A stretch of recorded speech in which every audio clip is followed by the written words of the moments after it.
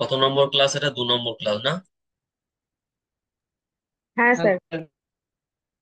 কি পড়েছিলাম আগের দিন? আমরা কোন সেকশনে আছি? চাইল্ড ডেভেলপমেন্টের development section, growth and development section, বৃদ্ধি বিকাশ ওই সেকশনে আছে। ওই সেকশনে অনেক চ্যাপ্টার আমরা পড়াশোনা করেছি। বিভিন্ন রকম বিকাশ নিয়ে পড়েছি, ডেভেলপমেন্ট নিয়ে পড়েছি, গ্রোথ ডেভেলপমেন্ট নিয়ে সামগ্রিকভাবে পড়েছি, বংশগতির প্রভাব, ডেভেলপমেন্টে গ্রোথ ডেভেলপমেন্টে বংশগতির প্রভাব পড়েছি, গ্রোথ এন্ড ডেভেলপমেন্ট সার্বিকভাবে পড়েছি, বিভিন্ন ডেভেলপমেন্ট গুলো আলাদাভাবে পড়ছি। আগের দিন যেমন ভাষার বিকাশ, ল্যাঙ্গুয়েজ ডেভেলপমেন্ট পড়েছিলাম এর আগের চ্যাপ্টার হিসাবে। আজকে বা আগের দিন থেকে আমরা শুরু করেছি কগনিটিভ ডেভেলপমেন্ট, তাই তো, বৌদ্ধিক বিকাশ। কগনিটিভ ডেভেলপমেন্ট বলতে গিয়ে আমরা বিশেষ করে আবার পিয়াজেস থিওরিতে চলে গেছি, পিয়াজেতে চলে গেছি। অন্যান্য যেগুলো ডেভেলপমেন্ট গুলো পড়েছি, প্রথমেই আমরা কোনো দার্শনিক বা কোনো মনস্তত্ত্ববিদের থিওরিতে চলে যাইনি। আমরা সেই ডেভেলপমেন্টটা নিয়ে সামগ্রিকভাবে পড়াশোনা করেছি বেশিরভাগ ক্ষেত্রে। কিন্তু এই কগনিটিভ ডেভেলপমেন্ট এই জায়গাটায়, বৌদ্ধিক বিকাশের যে জায়গাটায় বা তোমার, হ্যাঁ, কগনিটিভ ডেভেলপমেন্টের যে জায়গাটা, সেখানে আমরা কগনিটিভ ডেভেলপমেন্ট সামগ্রিকভাবে পড়তে গিয়ে আমরা প্রথমেই পিয়াজে নামে এই চিন্তাবিদ, তার শরণাপন্ন। কেন? কারণ এই কগনিটিভ ডেভেলপমেন্ট নিয়ে যে আমাদের থটটা আমরা পাই, আমাদের যে বৃহত্তর কনসেপ্টটা আমরা পাই, সেটা বিল্ড করেছেন এই পিয়াজেই। সেই জন্য কগনিটিভ ডেভেলপমেন্ট পড়তে গেলে পিয়াজেস থিওরি আমাদেরকে অগ্রাধিকার দিতে হবে। কারণ পিয়াজেস থিওরিকে বাদ দিয়ে আমরা কগনিটিভ ডেভেলপমেন্টকে ওভারঅল স্টাডি করতে পারবো না। অ্যাকচুয়ালি কগনিটিভ ডেভেলপমেন্টকে স্টাডি করা is equal to Piaget's theory of cognitive ডেভেলপমেন্টকে স্টাডি করা। কারণ কগনিটিভ ডেভেলপমেন্টের বৃহত্তর জায়গা জুড়ে আছে Piaget's theory of cognitive development. অতএব এই জিনিসটা যদি আমরা বুঝি, পিয়াজের ধ্যান ধারণাকে যদি কগনিটিভ ডেভেলপমেন্ট নিয়ে আমরা বুঝি, তাহলেই আমাদের কগনিটিভ ডেভেলপমেন্ট নিয়ে বোঝা হবে। এখন বিষয় হচ্ছে কগনিটিভ ডেভেলপমেন্ট কি না, সেটা আগের দিন পড়িয়েছি। যারা ক্লাস করনি তাদেরকে 1 নম্বর ক্লাস করতে হবে, না হলে 2 নম্বর ক্লাসে অসুবিধা হবে। কিছু অসুবিধা হবে না, যে দ্বিতীয় ধাপে যাব, প্রথমে একটু অসুবিধা হবে। আমরা পিয়াজেস থিওরি অফ কগনিটিভ ডেভেলপমেন্টে আগের দিনে স্কিমা পড়েছি, ইউনিট অফ নলেজ স্কিমা আগের দিন পড়েছি। এবং আমরা পড়েছি, কি পড়েছি আমরা একটু বলছি আর কি। স্কিমা পড়েছি, ইউনিট অফ নলেজ। তারপরে পড়েছি স্কিমা সম্প্রসারণ। স্কিমাকে বাড়ানোর জন্য দুটি প্রক্রিয়া। কি কি প্রক্রিয়া? রেসপন্স করো। দুটি কি? স্কিমাকে সম্প্রসারণের জন্য দুটি প্রক্রিয়া নিয়ে আলোচনা করেছি। কি কি? অভিযোজন আর অ্যাসিমিলেশন আর অ্যাকোমোডেশন। না, অভিযোজন অ্যান্ড অর্গানাইজেশন। অভিযোজন এবং সাংগঠনিককরণ, সাংগঠনিকীকরণ। স্কিমা সম্প্রসারণ সাধারণত দুটি প্রক্রিয়ায় হয়, একটা অভিযোজন, অ্যাডাপ্টেশন, এন্ড আর একটা অর্গানাইজেশন বা সাংগঠনিকরণ। এই দুটো। আমরা এই দুটো ভাগের মধ্যে আগের দিন কটা ভাগ পড়েছি? স্কিমা, স্কিমা বলতে ওই যে ইউনিট অফ নলেজ, জ্ঞান সংগঠনের একক বা একটা মেন্টাল প্যাটার্ন বা মেন্টাল ফ্রেমওয়ার্ক। ওই নিয়ে অনেক কথা বলেছি, আজকে সময় নষ্ট করব না। অনেক ডিটেলসে বলেছে এবং ভালোভাবে বলেছে। স্কিমা কিভাবে সম্প্রসারণ করা যাবে, তার দুটি প্রক্রিয়ার কথা বলেছিলাম আগের দিন। একটা হচ্ছে তোমার অভিযোজন, পড়িয়েছি আগের দিন, যাকে ইংরেজিতে বলে অ্যাডাপ্টেশন। যারা ক্লাস করনি করে নিতে হবে, ওই ক্লাস বাদ রাখলে নিজেই ভুগবে। একটা অভিযোজন, এই অভিযোজনের আবার দুটো ভাগ। এই অভিযোজনে আবার দুটো ভাগ পড়েছি আমরা। সেখানে আমরা একটা হচ্ছে আত্তীকরণ, অ্যাসিমিলেশন,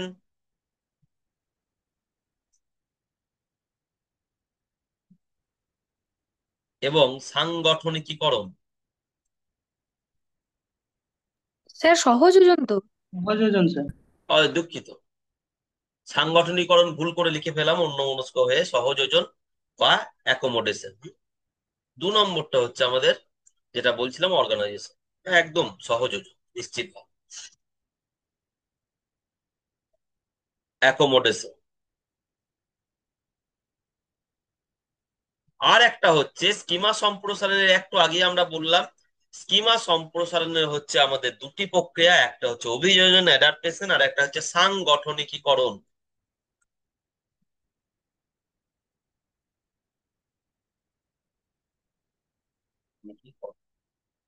সাংগঠনিকীকরণ, যেটাকে ইংরেজিতে বলা অর্গানাইজেশন।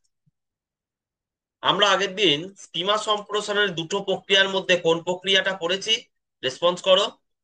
অভিযোজন। অভিযোজন অভিযোজন পড়েছি। অ্যাডাপ্টেশন। অভিযোজন অ্যাডাপ্টেশন বলতে আমরা অ্যাসিমিলেশন আর অ্যাকোমোডেশন পড়েছি খুব ডিটেলসে, এবং যেটা পড়েছো তুমি সেই পড়ার সুযোগটা খুব কম ক্ষেত্রেই পাবে, আমি আবার বলবো। ঠিক আছে, অভিযোজন পড়েছি আমরা। তারপর আমরা আজকে তাহলে আমাদের পড়ে রইলো সাংগঠনিকরণ, সাংগঠনিকীকরণ, অর্গানাইজেশন।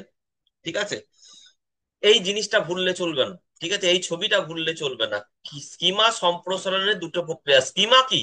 অ্যাকচুয়ালি নলেজ, জ্ঞানের ছোট ছোট একক, নলেজের ছোট ছোট একক। আমি আগের দিন বলেছি আমাদের জ্ঞানকে যদি ব্রেক করা হয়, যেমন একটা এলিমেন্ট মৌলকে ব্রেক করলে আমরা কি পাই? অ্যাটম বা পরমাণু পাই। একটা যে কোনো এলিমেন্টকে বা মৌলকে আমরা ব্রেক করলে সব থেকে ছোট ইউনিটে যেটা পাই সেটা অ্যাটম বা পরমাণু।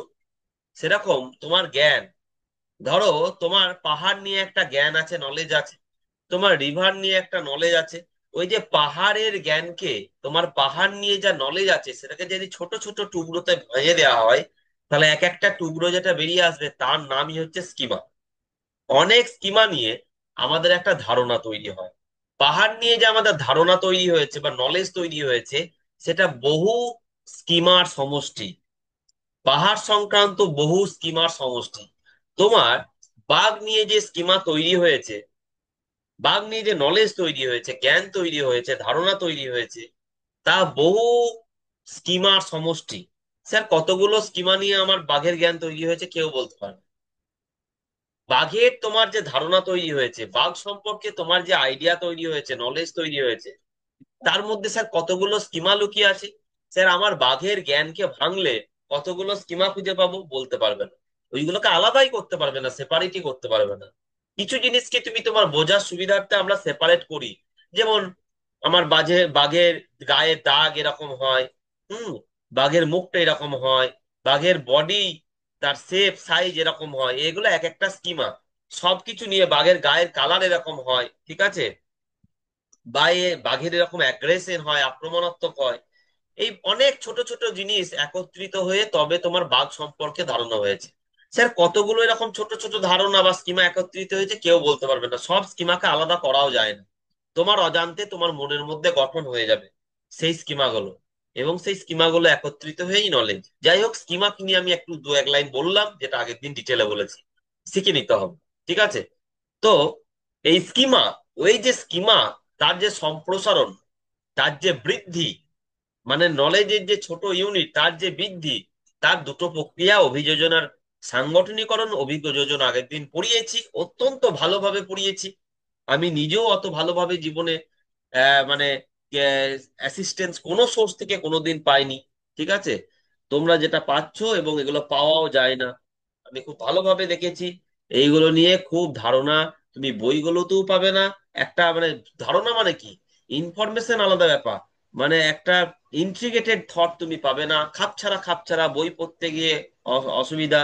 যে কোনো বই পড়তে যাও তুমি, যে কোনো ভারতবর্ষের বেশিরভাগ বই পড়তে গেলি এই এই সম্পর্কে, তোমার কিন্তু খাপছাড়া খাপছাড়া ধারণা তৈরি হবে, তুমি আর পড়তে ভালো লাগবে না। কিন্তু তোমাদেরকে আমি যে ধারণা দিয়েছি প্রায় সামগ্রিক ভাবে সেটাকে ইন্টিগ্রেটেড ওয়েতে তুলে ধরেছি, তোমাদের অসুবিধা খুব একটা হওয়ার কথা না। চলো, সাংগঠনিকীকরণ আজকে পড়বো। সাংগঠনিকীকরণ ব্যাপারটা কি, দু এক লাইন লিখে নাও, তারপর আমি আইডিয়াটা দিচ্ছি। ঠিক আছে, তোমাদের বইয়ে আছে সাংগঠনিকীকরণ, তুমি লিখে নিতে পারবে, তবুও আমি বলে দিচ্ছি ব্যাপারটা। দু লাইন লিখে দাও। হ্যাঁ, এইটা আমি একদম হুবহু তোমাদের বই থেকে দু লাইন লিখিয়ে দিচ্ছি, লেখাটা জাস্ট লেখা, নোট বন্দি করার জন্য, খাতা বন্দি করার জন্য। এখানে অন্য নোট দিচ্ছি না, যেমন বেশিরভাগ ক্ষেত্রে আমি আমার মতো করে তোমাকে আহ জিনিসটা নোট তৈরি করাই। সাংগঠনিককরণের ক্ষেত্রে তোমাদের বইয়ে আমি যাতে লিখছি হুবহু আছে।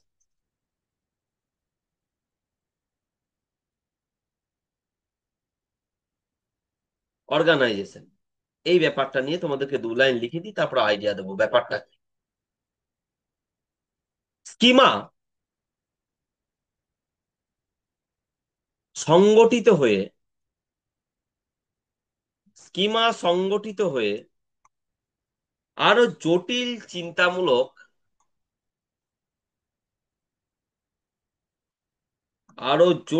চিন্তামূলক কাজ করতে সক্ষম হয়।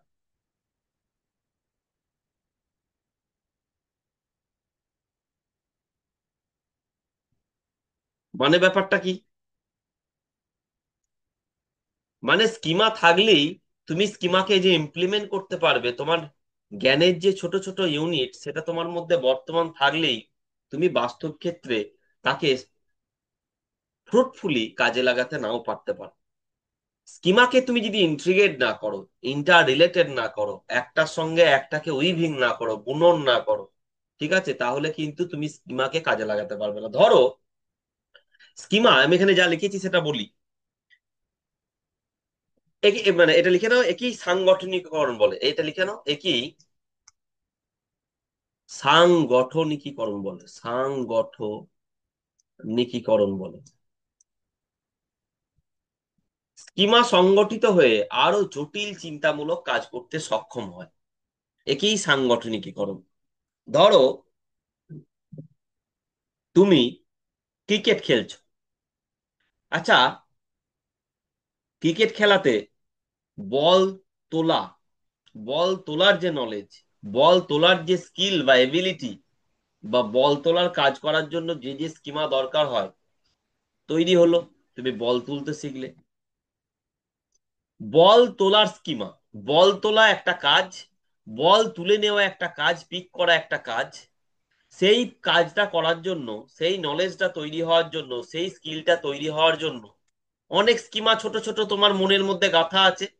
স্কিমা হচ্ছে মেন্টাল ফ্রেমওয়ার্ক বা একটা মেন্টাল প্যাটার্ন, ঠিক আছে, বা নলেজের ক্ষুদ্রতম একক, ঠিক আছে, বা কোনো কর্ম সম্পাদন করতে গেলে যে তোমার এবিলিটি অর্জন করতে হয়, সেই এবিলিটি অর্জন করতে গেলে যে ছোট ছোট জ্ঞান বা দক্ষতা লাগে, সেগুলো হচ্ছে স্কিমা। তো বিষয় হচ্ছে, একটা বল তোলার যে দক্ষতা বা বল তোলার যে কাজটা শিখেছো তুমি, একটা বল তোলার কাজ যে তুমি শিখেছো, সেই শেখার জন্য অনেক স্কিমা তোমার মাথার মধ্যে জড়ো হয়েছে। কাজ করতে গেলেও আমার স্কিমা লাগে, কোনো কিছু সম্পর্কে ধারণা তৈরি করতে গেলেও তো স্কিমার প্রয়োজন হয়। স্কিমা তো শুধু বাঘের জন্য নয়, স্কিমা শুধু বাঘ গরু আর পাহাড়ের জন্য নয়, সমস্ত ক্ষেত্রে সমস্ত ক্রিয়াকলাপ, সমস্ত কিছুকে রেকগনাইজ করা, এই পৃথিবীর আউটার ওয়ার্ল্ডের সঙ্গে ইন্টারঅ্যাক্ট করার জন্যই তো স্কিমা। স্কিমা গঠন হয়ে কি করে, পারপাজ কি, আমি আগের দিন শিখিয়েছিলাম না?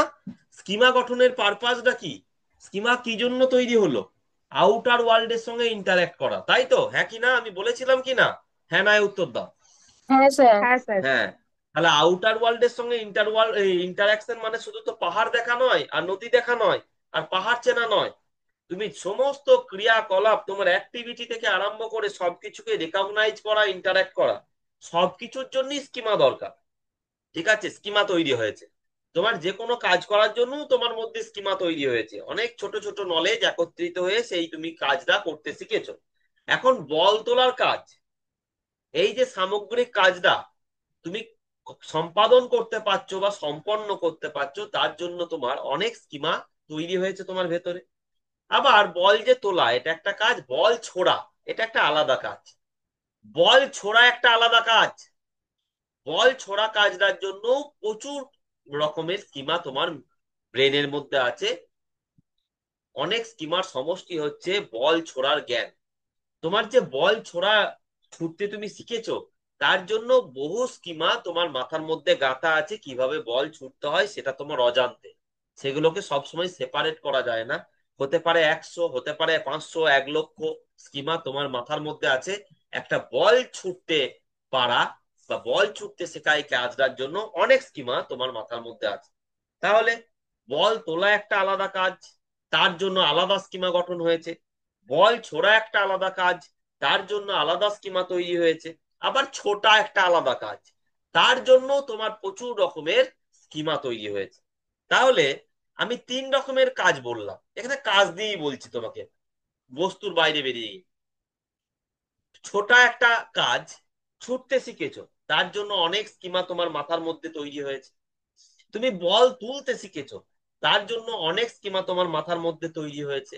এবং তুমি বল ছুটতে শিখেছো, তার জন্য সেপারেট অনেক স্কিমা তোমার মাথার মধ্যে তৈরি হয়েছে। এই সেপারেট সেপারেট ওয়ার্কের জন্য আলাদা আলাদা স্কিমা তৈরি হয়েছে। 1 নম্বর কাজের জন্য আলাদা আলাদা স্কিমা, 2 নম্বর কাজের জন্য আলাদা আলাদা স্কিমা, 3 নম্বর কাজের জন্য আলাদা আলাদা স্কিমা। আমি কি বললাম সবাই শুনে নিয়েছো? 3টে আলাদা কাজের জন্য তোমার আলাদা আলাদা স্কিমা প্রয়োজন হয়েছে এবং স্কিমা তৈরি হয়েছে। যখন তুমি ছুটতে যাও তখন কোন কোন স্কিমাগুলো লাগে? কোন স্কিমাগুলো লাগে? এই যে স্কিমাগুলো লাগে, এই স্কিমাগুলো লাগে। যখন তুমি ছুটতে যাচ্ছ কোন স্কিমাগুলোর প্রয়োজন হয়? তোমার মাথার মধ্যে আছে স্কিমাগুলোর। কোন স্কিমাগুলোর প্রয়োজন হচ্ছে? এই যে কাটা কাটা দিয়েছি, এই স্কিমাগুলো শুধুমাত্র আইডেন্টিফাই করার জন্য কাটা কাটা চিহ্ন দিয়েছি, আলাদা বোঝানোর জন্য। যখন তুমি বল তুলতে যাও তখন আবার আলাদা রকম স্কিমা লাগে, তখন এই স্কিমাগুলো লাগে, তোমার মাথার মধ্যে তৈরি হয়ে আছে আলাদা। তার জন্য নির্দিষ্ট স্কিমা আছে ক্যাটাগরিক্যালি, সেই স্কিমাগুলো তুমি কাজে লাগাও। নিশ্চয়ই বল তুলতে গিয়ে তুমি এই স্কিমাগুলো কাজে লাগাবে না, তাই তো? হ্যাঁ কি না? এবং হ্যাঁ স্যার। বল ছুটতে গিয়ে হ্যাঁ স্যার। বল ছুটতে গিয়ে তোমার আবার যে স্কিমাগুলো বল ছোড়ার জন্য তৈরি হয়েছিল, বল ছোড়া শেখার জন্য যে স্কিমাগুলো তৈরি হয়েছিল, সেইগুলো লাগে। যেমন ধরো এরকম এরকম স্কিমা, বল ছোড়ার জন্য এরকম স্কিমা তৈরি হয়ে গেছে। এরকম চিহ্ন দিচ্ছি কেন? আলাদা বোঝানোর জন্য। এই স্কিমাগুলো যে এক নয়, বল ছোড়ার জন্য আলাদা আলাদা স্কিমা তৈরি হয়েছে, এদের মধ্যেও তুমি আলাদা দিতে পারো, সেটা আর দিই নাই। এদের মধ্যেও তুমি আলাদা আলাদা ছবি আঁকতে পারো, এর মধ্যেও তুমি আলাদা আলাদা ছবি আঁকতে পারো, এর মধ্যেও তুমি আলাদা আলাদা ছবি আঁকতে পারো, কারণ প্রত্যেকটা স্কিমা তো এক নয়। কিন্তু এক রেখেছে কেন? আমরা জাস্ট এটা বুঝিয়েছি এইগুলো বল তোলার স্কিমা, এগুলো সব এক নয়, কিন্তু আলাদা আলাদা। কিন্তু এগুলো বল তোলার জন্যই তৈরি হয়েছে। বল তুলতে গিয়ে আমরা এই স্কিমা তৈরি করেছি, বল তোলা শিখতে গিয়ে এই স্কিমা তৈরি করেছি, বল ছোড়া শিখতে গিয়ে এই স্কিমা গুলো তৈরি করেছি, বল এবং আমি ছোটা ছোটা শিখতে গিয়ে এই স্কিমা গুলো তৈরি করেছি আমার মেন্টাল ফ্রেমওয়ার্ক। কিন্তু যখন আমি খেলতে যাচ্ছি, একটা তুলনামূলক জটিল কাজ করতে যাচ্ছি, যেখানে অনেকগুলো কাজের সমষ্টি, আমরা যখন একটা জটিল কাজ করতে যাচ্ছি, যখন তুমি ক্রিকেটের ফিল্ডিং করা দেখেছো অনেকে, একজন ফিল্ডার ছুটে গিয়ে বলটা তুলে নিয়ে ছুড়ে দেয় কিপারের দিকে বা বোলারের দিকে, উইকেটের দিকে। তোমরা জানো তো? এই ধারণাটা আছে না তোমাদের? হ্যাঁ নাই উত্তর দাও। হ্যাঁ স্যার। হ্যাঁ স্যার। যারা ক্রিকেট খেলা দেখো, দেখবে মানে আউটফিল্ডে যারা থাকে, ফিল্ডার বেশ কয়েকজনা বল আটকানোর জন্য দাঁড়িয়ে থাকে। তারা যখন ব্যাটার বলকে আঘাত করে ব্যাট দিয়ে, সেটাকে আটকানোর চেষ্টা করে। ঠিক আছে? ওই ফিল্ডাররা আটকানোর চেষ্টা করে। তো ফিল্ডাররা কি করে? দৌড়ে গিয়ে, বেশিরভাগ ক্ষেত্রেই দৌড়ে গিয়ে বলটাকে তুলে নেয়, পিক আপ করে, তারপরে বলটাকে ছুড়ে দেয় উইকেটের দিকে, যাতে যত শটটা সম্ভব সে রান বাঁচাতে পারে। তাহলে এটা একটা জটিল কাজ। তুলনামূলক কেন জটিল বলছি? কারণ একাধিক কাজের সমষ্টি, তাই তো? এটা জটিল কাজ, ইয়েস অর নো? এর মধ্যে ছোটা আছে, বল তোলা আছে, বল ছোড়া আছে, আরো কিছু থাকতে পারে। হ্যাঁ বা নয় উত্তর দাও, হ্যাঁ বা নয় উত্তর দাও। হ্যাঁ স্যার। হ্যাঁ স্যার। আরো কিছু হ্যাঁ স্যার। মেন্টাল কাজ আছে। আমি শুধু ফিজিক্যাল ওয়ার্ক গুলো বলেছি, আমি মেন্টাল ওয়ার্ক গুলোর কথা বলিনি। হ্যাঁ, একটা ফিল্ডার ছুটে গেল, বল তুললো, বল ছুটলো, অনেকগুলি আলাদা আলাদা কাজ। তা এই যে এটা একটা জটিল কাজ, এই যে জটিল বা অ্যাডভান্স লেভেলের কাজগুলো করতে গেলে, অ্যাডভান্স লেভেলের ভাবনাগুলো ভাবতে গেলে, অ্যাডভান্স লেভেলের তোমার ইন্টারাকশন করতে গেলে, আউটার ওয়ার্ল্ডের সঙ্গে তুমি যখন হাই লেভেলের ইন্টারাকশন করতে যাবে, ইন্টারাকশন মানে হাই লেভেল মানে জটিল বলতে চাইছি, এরকম জটিল কোনো ক্রিয়া সংগঠিত করবে বা জটিল কিছু সম্পর্কে তুমি ধারণা লাভ করতে যাবে, জটিল কোনো প্রবলেম সলভ করতে যাবে, জটিল কোনো পৃথিবী সম্পর্কে জটিল কোনো আইডিয়া তৈরি করতে যাচ্ছ, এই পৃথিবী সম্পর্কে জটিল কোনো আইডিয়া তৈরি করতে যাচ্ছ, কোনো বিষয়ে রিসার্চ করছো, জটিল কোনো ধারণা তৈরি করতে যাচ্ছ, তখন তো শুধুমাত্র একটা বিষয়ে তোমাকে আবদ্ধ থাকলে হবে কি? একটা কাজ বা একটা বিষয়ের মধ্যে, একটা ধারণার মধ্যে আবদ্ধ থাকা যায় কি? তুমি যখন রিসার্চ করো, হাজার রকমের ধারণা তোমাকে একত্রিত করতে হয়। তুমি যখন কোনো বিষয়ের গভীরে যাও, সেটা অঙ্ক হোক, ইংরাজি হোক, বাংলা হোক, কোনো বিষয়ের যখন গভীর চর্চায় যাও, তখন একটা ধারণাতে থাকলে হয়, একটা নলেজে থাকলে হয় না, বহু নলেজকে আমাদের অনুধাবন করতে হয়। হ্যাঁ না, তাই তো নাকি? হ্যাঁ হ্যাঁ স্যার। স্যার। তো যখন ওই জটিল চিন্তামূলক জায়গায় আমরা যাই, আউটার ওয়ার্ল্ডের সঙ্গে যখন জটিল ইন্টারাকশন করি, যখন অ্যাডভান্স লেভেলের কোনো কাজ করি, তখন আমাদের একাধিক নলেজের মধ্যে মেলবন্ধন ঘটাতে হয়। আর এই একাধিক নলেজের মধ্যে মেলবন্ধন ঘটাতে গেলে এই স্কিমাগুলোর মধ্যে কি ইন্ট্রিগেশন দরকার, অর্গানাইজেশন দরকার, এইগুলোর মধ্যে মেলবন্ধন দরকার।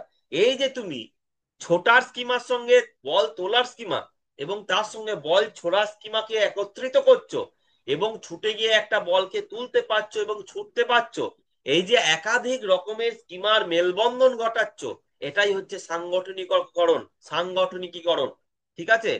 তো সাধারণত সাংগঠনিকীকরণ ছাড়া এর আগের স্টেজ আর একটা প্রক্রিয়া কি ছিল বলতো? আর একটা প্রক্রিয়া ছিল অভিযোজন, তাই তো? অভিযোজনকে হ্যাঁ অভিযোজনে আমরা স্কিমাকে সাধারণত আমরা নতুন জিনিসকে শিখি বা নতুন জিনিসকে ফেস করি। ঠিক আছে? নতুন ধারণা তৈরি করি সাধারণত অভিযোজনে আমরা, সেটা অ্যাসিমিলেশনের মাধ্যমে হোক বা অ্যাকোমোডেশনের মাধ্যমে হোক, নতুন ধারণা আমরা তৈরি করি সাধারণত, বা যে পুরনো ধারণা আছে তাকে আপগ্রেড করি। ঠিক আছে? আমরা তাই তো করি, আমরা অ্যাসিমিলেশনের মাধ্যমে। আর এই সাংগঠনিকরণ বা অর্গানাইজেশনের মাধ্যমে কি করি, ওই যে স্কিমাগুলো আমার তৈরি হলো, সেই স্কিমাগুলোর মধ্যে মেলবন্ধন ঘটিয়ে আরো হাই লেভেলের ইন্টারাকশন, হাই লেভেলের কার্য সম্পাদন, হাই লেভেলের থিঙ্কিং, সেটা আমরা সম্পাদন করি। তাহলে অ্যাসিমিলেশন বা অ্যাকোমোডেশনে আমরা বেশিরভাগ ক্ষেত্রে কি ছিলাম, এই আলাদা আলাদা নলেজ বিল্ডিং এর দিকে ছিলাম, ফোকাস ছিলাম এই ছুটতে শেখা, ফোকাস ছিলাম বল তুলতে শেখা, ফোকাস ছিলাম অ্যাসিমিলেশন বা অ্যাকোমোডেশনে বল ছুটতে শেখা। ঠিক আছে? অ্যাসিমিলেশনই হোক বা অ্যাকোমোডেশনই হোক, আমরা নতুন একটা জিনিসের সঙ্গে ইন্টারাক্ট করা বা নতুন জিনিসকে শেখা নিয়ে আমরা বেশি আগ্রহী ছিলাম।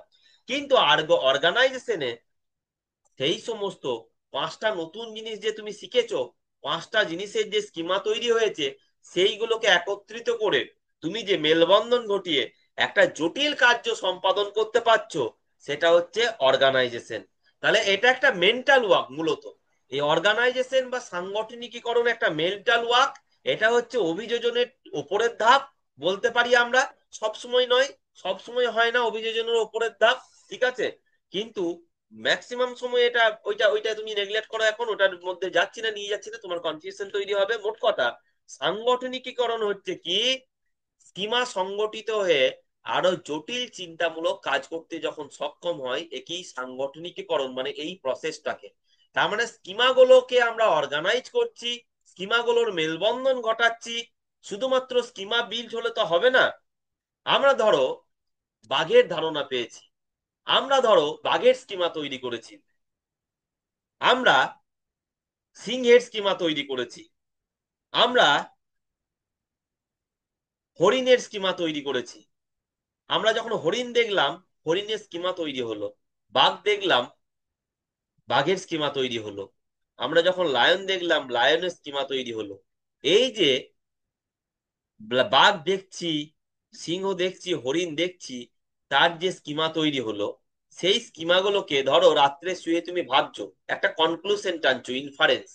ওই সমস্ত স্কিমাগুলোকে তুমি মেলবন্ধন ঘটালে, দিয়ে বুঝলে আমি তো বাঘকেও বনে দেখছি, আমি সিংহকে বনে দেখছি, হরিণকে বনে দেখলাম, আমি ওই ওই জায়গায় দেখলাম, আমরা তো সাধারণত বাইরে দেখি না। তাহলে এরা বন্য প্রাণী, বা সিংহটাকে বাদ দিলাম। ঠিক আছে? আমি দেখলাম বাঘ, আমি বাঘ সিংহের স্কিমা তৈরি করলাম, দিয়ে ভাবলাম বাঘ তো মাংস খায়, সিংহ মাংস খায়, এরা মাংসের উপর ডিপেন্ডেন্ট, এরা মাংসাশী প্রাণী। ঠিক আছে? এরা কার্নিভোরাস। ঠিক আছে? এই যে কনক্লুশনটা টানছি, এই কনক্লুশনটা টানার জন্য সবসময় বাঘকে সামনে থাকার প্রয়োজন হয় না, বা সিংহকে সামনে থাকার প্রয়োজন হয় না। বাঘের যে স্কিমা তোমার তৈরি হয়েছে বাঘকে সামনে রেখে, সিংহের যে স্কিমা তোমার তৈরি হয়েছে সিংহকে সামনে রেখে, নতুন জিনিসকে ফেস করে যে স্কিমাগুলো তোমার তৈরি হয়েছে, কিসের মাধ্যমে, কোন প্রক্রিয়ায়, অভিযোজন প্রক্রিয়ায়, সেই সমস্ত জিনিসের সঙ্গে ইন্টারঅ্যাক্ট করে বা সেই সমস্ত জিনিসকে ফেস করে যে স্কিমা তোমার তৈরি হয়েছে, সেই স্কিমাগুলো তোমার মনের মধ্যে সংগঠিত করে যে জটিল চিন্তা ভাবনা বা জটিল ইনফারেন্স টানতে পারছো, কনক্লুশন টানতে পারছো, সেইগুলোই হচ্ছে সাংগঠনিকীকরণ। শুধুমাত্র স্কিমা তৈরি করলে হবে? বলো তো, তুমি বাঘের স্কিমা তৈরি করলে, সিংহের স্কিমা তৈরি করলে, সবকিছু স্কিমা আলাদা আলাদা তৈরি করলে, কিন্তু কোনোটার সঙ্গে কোনোটা মেলবন্ধন ঘটাতে পারলে না, তাহলে তুমি আউটার ওয়ার্ল্ডের সঙ্গে কি ইন্টারঅ্যাক্ট করতে পারবে? আমার কথাটা বুঝে নাও, এটা ভাইটাল কথা বলছি। তোমার বাঘের স্কিমা তৈরি হয়েছে, তোমার সিংহের স্কিমা তৈরি হয়েছে, কিন্তু তুমি এই সব স্কিমাগুলোকে মেলবন্ধন ঘটাতে পারছো না, নলেজ গুলোর মধ্যে মেলবন্ধন ঘটাতে পারছো না, তাহলে কি তুমি আউটার ওয়ার্ল্ডের সঙ্গে প্রপারলি ইন্টারঅ্যাক্ট করতে পারবে? হ্যাঁ নয় উত্তর দাও। না স্যার। পারবে না। না স্যার। কারণ তুমি যখন আউটার ওয়ার্ল্ডের সঙ্গে ইন্টারঅ্যাক্ট করবে, সমস্ত জ্ঞানের মেলবন্ধন দরকার। তুমি, আরো সহজ করে বলি কাজ দিয়ে, ওই জন্য কাজের উদাহরণটা টেনে এনেছি। তোমার ছোটার স্কিমা তৈরি হয়েছে, তোমার বল তোলার স্কিমা তৈরি হয়েছে, বল ছোড়ার স্কিমা তৈরি হয়েছে। তুমি বল ছুটতে পারো, তুমি ছুটতে পারো, তুমি বল তুলতে পারো, কিন্তু তিনটে কাজকে যদি একত্রিত ভাবে করার দরকার হয়, তুমি স্কিমাগুলোর যদি মেলবন্ধন ঘটাতে না পারো, একটার সঙ্গে একটার মেলবন্ধন ঘটাতে যদি না পারো, তাহলে দ্রুত দৌড়ে গিয়ে বল তুলে ছোড়া, এই কাজটা তুমি সম্পন্ন করতে পারবে না। হ্যাঁ কি না? তোমার বল ছোটার স্কিমা আছে, বল তোলার স্কিমা আছে, ছোড়ার স্কিমা আছে, কিন্তু দ্রুত দৌড়ে গিয়ে বল তুলে বল ছোড়া, এই পুরো এটা একটা ওয়ার্ক, এটা একটা ওয়ার্ক, ঠিক আছে? এটা একটা কমপ্লেক্স ওয়ার্ক। এটাকে তিনটে ওয়ার্ক ভাবলে তোমাকে হবে না। এটা একটা জটিল কাজ, এটা একটা কমপ্লেক্স ওয়ার্ক, অনেকগুলো কাজের সমষ্টি। তো অনেকগুলো কাজকে যখন একত্রিত করে একটা কাজ করতে হয়, তখন এই স্কিমাগুলোর মধ্যে মেলবন্ধন ঘটা জরুরি। আদারওয়াইজ সেই তুমি সামগ্রিক কাজটাকে তুমি করে উদ্ধার করতে পারবে না, কমপ্লিশনের দিকে নিয়ে যেতে পারবে না। আমার কথা বুঝতে পেরেছো? হ্যাঁ নয় উত্তর দাও, হ্যাঁ নয় উত্তর দাও। হ্যাঁ স্যার। হ্যাঁ স্যার। আর তাই তো, আমরা প্রত্যেক মুহূর্তে কি সবকিছুকে বিচ্ছিন্ন ভাবে ভাবি? আমরা চোখের সামনে যা দেখছি সবকিছুকে কি আলাদা আলাদা ভাবে ভাবছি? পুরো চিত্রটাকে আমরা সামগ্রিক ভাবেই তো ভাবার চেষ্টা করি। ছোটবেলায় যত কম বয়স থাকে, আমরা প্রত্যেকটা জিনিসকে বিচ্ছিন্ন ভাবে ভাবি, তখন অর্গানাইজেশনটা অত ভালো হয় না, সাংগঠনিকীকরণটা। যখন বাঘের দিকে তাকাই বাঘটাই বুঝতে পারি, যখন বনের দিকে তাকাই বনটাই বুঝতে পারি, কিন্তু বনের মধ্যে বাঘ একসঙ্গে আমাদের বুঝতে অসুবিধা হয়। যখন ধরো নদীতে বাঘ সাঁতার কেটে যাচ্ছে, একটা বাচ্চা ছেলে, একবারে বাচ্চা ছেলে যদি বাঘটার দিকে ফোকাস হয়ে যায়, সে বাঘটার দিকেই মনোনিবেশ করতে পারে। তখন নদীতে বাঘ সাঁতার কেটে যাচ্ছে, এই পুরো বিষয়টাকে, পুরো ছবিটাকে একসঙ্গে সে ভাবতে পারে না। সে শুধু বাঘের দিকেই হয়তো নজর দিল, বা নদীর দিকে। একসঙ্গে বাঘ এবং নদীর দিকে সে, নদীকে নিয়ে একটা ফ্রেমে এনে চর্চা করতে পারে না সহজে।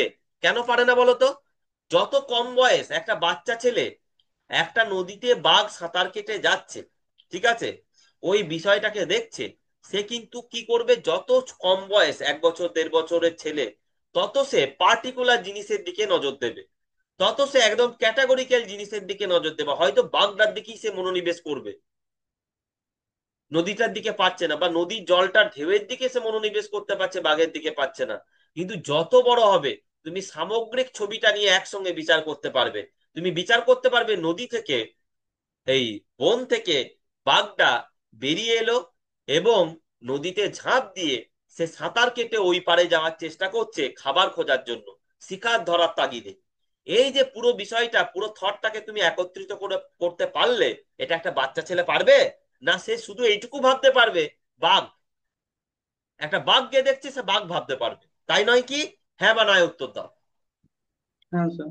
তাহলে এই যে বন থেকে বাঘ বেরিয়ে নদীতে ঝাঁপ দিয়ে সাঁতার কেটে সে ওই পারে যাচ্ছে শিকার ধরার জন্য, এই পুরো জটিল চিন্তা ভাবনাটা করতে গেলে সমস্ত স্কিমাকে একত্রিত করতে হবে। বন, বনের স্কিমা, নদীর স্কিমা, বাঘের স্কিমা, নদীর জলের ঢেউয়ের স্কিমা, এবং শিকার, শিকার ধরা, সমস্ত স্কিমা, এবং ওই পারে যে শিকার অ্যাভেলেবেল, এই সমস্ত স্কিমা তোমার মধ্যে আছে।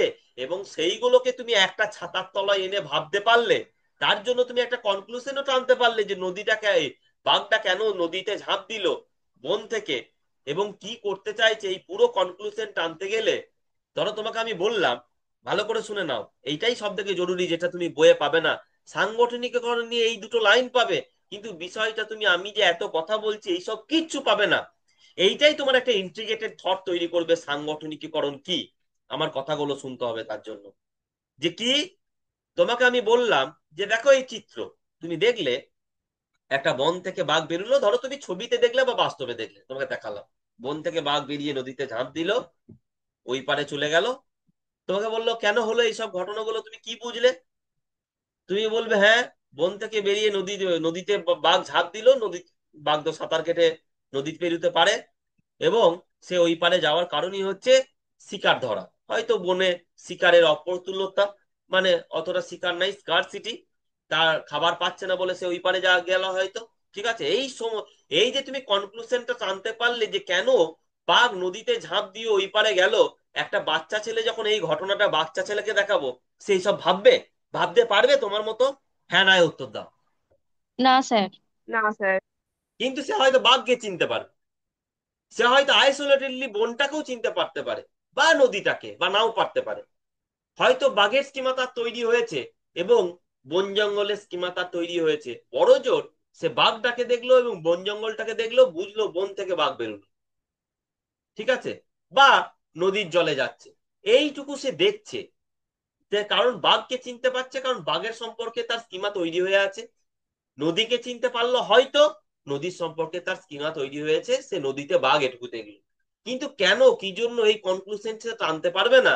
কারণ এই সমস্ত স্কিমা হয়তো তার তৈরি হয়নি। স্কিমা দুটো একটা বিচ্ছিন্ন ভাবে হয়তো তৈরি হলেও সেগুলোকে সে ইন্টিগ্রেট করতে পারছে না, সাংগঠনিকীকরণ করার তার ক্ষমতা এখনো জন্মায়নি। আমার কথা স্পষ্ট? হ্যাঁ নয় উত্তর দাও। হ্যাঁ হ্যাঁ স্যার। স্যার। হ্যাঁ স্যার। হ্যাঁ স্যার। তাহলে স্কিমা সাধারণত তৈরি হয় অভিযোজন প্রক্রিয়ায়,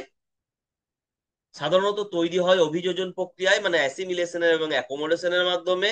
তার জন্য নতুন জিনিসের সঙ্গে ইন্টারঅ্যাক্ট করতে হয়, সাধারণত নতুন জিনিসকে ফেস করতে হয়। কিন্তু সাংগঠনিকীকরণ, এই যে বাঘের নলেজের সঙ্গে বনের নলেজ, তার সঙ্গে নদীর নলেজ, তার সঙ্গে শিকার, তার সঙ্গে খাবারের অপ্রতুলতা, এই সমস্ত নলেজ তোমার মনের মধ্যে তৈরি হয়ে আছে, সেইগুলোকে একত্রিত করছো তুমি। তার জন্য সবসময় বাঘ নদীকে সামনে থাকার দরকার হয় না সাংগঠনিকীকরণের জন্য। তাই তো, হ্যাঁ কি না? হ্যাঁ তাহলে স্যার। অভিযোজন, অ্যাসিমিলেশন এবং অ্যাকোমোডেশনের জন্য সাধারণত জেনারেলি নতুন জিনিসকে ফেস করতে হয়, নতুন জিনিসের সঙ্গে ওইভাবে ইন্টারাক্ট করতে হয়। কিন্তু সাংগঠনিকীকরণ সবসময় নতুন জিনিসকে ফেস করতে হয় না, ইন্টারাক্ট করতে হয় না। রাত্রে ঘুমিয়ে ঘুমিয়েও মানে শুয়ে শুয়েও সাংগঠনিকীকরণ হতে পারে, বদ্ধ রুমেও সাংগঠনিকীকরণ হতে পারে। কারণ সাংগঠনিকরণ হচ্ছে তোমার যে স্কিমাগুলো তোমার মনের মধ্যে বা ব্রেনের মধ্যে আছে, সেইগুলোর মধ্যে মেলবন্ধন ঘটানো। সেটা সামনাসামনিও হতে পারে, পিছনেও হতে পারে। তাই তো, হ্যাঁ বা না উত্তর দাও। তাহলে সাংগঠনিকীকরণ হচ্ছে অ্যাডভান্স লেভেল। যেগুলো স্কিমাগুলো আছে, যে স্কিমাগুলো আছে, যে বিচ্ছিন্ন স্কিমাগুলো আছে, সেটা হচ্ছে বাঘের হোক, নদীর হোক, বনের হোক, সেইগুলোকে একত্রিত করে একটা জটিল চিন্তা ভাবনা, ওই যে বাঘটা কেন ওই পারে গেল, এই জটিল চিন্তা ভাবনা করলে শুধু বাঘের স্কিমা থাকলে হবে না, শুধু বনের স্কিমা থাকলে হবে না, শুধু শিকারের স্কিমা থাকলে হবে না, শুধু নদীর স্কিমা থাকলে হবে না। তোমাকে এই স্কিমাগুলোকে ইন্ট্রিগেট করতে পারতে হবে, অর্গানাইজ করতে পারতে হবে। তবে তুমি কিন্তু ওই কনক্লুশন টানতে পারবে, তবে জটিল চিন্তা করতে পারবে, জটিল কাজ করতে পারবে। স্কিমা বিচ্ছিন্ন ভাবে তৈরি হলে কখনো তুমি আউটার ওয়ার্ল্ডের সঙ্গে মানে কমপ্লিটলি ইন্টারাক্ট করতে পারবে না, জটিল কাজ, জটিল চিন্তা ভাবনা করতে পারবে না। শুধু বাঘকে চিনতে পারবে, শুধু নদীকে চিনতে পারবে, শুধু নৌকাটাকে চিনতে পারবে। কিন্তু সমস্ত জিনিসকে একত্রিত করে যে থটটা, কেন নদীতে নৌকা নিয়ে ওই পাঁচটা লোক ওইদিকে গেল, কেন বাঘটা নদীর জলে ঝাঁপ দিয়ে ওই পারে গেল, এই জটিল চিন্তা ভাবনা বা জটিল কাজ তুমি করতে পারবে না একটার সঙ্গে একটা স্কিমাকে মেলবন্ধন না ঘটালে, অর্গানাইজ না করলে। আমার কথা স্পষ্ট? হ্যাঁ না উত্তর দাও। হ্যাঁ স্যার। হ্যাঁ হ্যাঁ স্যার। স্যার। ব্যাস, এত কথা বললাম কেন? এত কথা বললাম ছবিটা ক্লিয়ার করার জন্য। এত কথা না বললে তোমার কাছে ছবি ক্লিয়ার হবে না, এইগুলো তো লেখা যাবে না। এটা তোমাকে তোমার মতো করে কিন্তু লিখতে হবে, কারণ এই ভাইটাল থটটা তুমি কোথাও পাবে না। ঠিক আছে, সম্পূর্ণভাবে আমার তৈরি উদাহরণ, বাঘের নদীতে ঝাঁপ দেওয়া, পুরো বিষয়গুলো তুমি কোনো বইয়ে পাবে না, সেটা বাংলা, ইংরেজি, হিন্দি, কোনো বইয়ে এই থট তোমার নেই। ঠিক আছে, অতএব আমরা কি তাহলে নলেজ তৈরি করতে গেলে শুধু নলেজ থাকলে হবে না, স্কিমা থাকলে হবে না, ওই স্কিমাগুলোর মধ্যে যে মেলবন্ধন জরুরি, অর্গানাইজেশন জরুরি, সংগঠিত করা জরুরি, এটাও তোমাকে বুঝতে হবে। তাই নয় কি? হ্যাঁ নয় উত্তর দাও। তাই নয় কি? হ্যাঁ স্যার। হ্যাঁ হ্যাঁ স্যার। স্যার।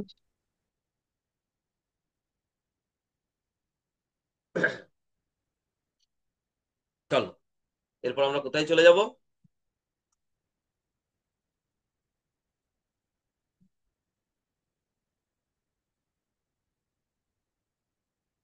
কোথায় যাবো গো? এরপরে কি পড়াবো? সর্বনাশ করেছে স্যার। বলতে পারবে কিন্তু তুমি? Sir factors. প্রজ্ঞামূলক বিকাশের স্তর না। এরপর আমরা পড়াবো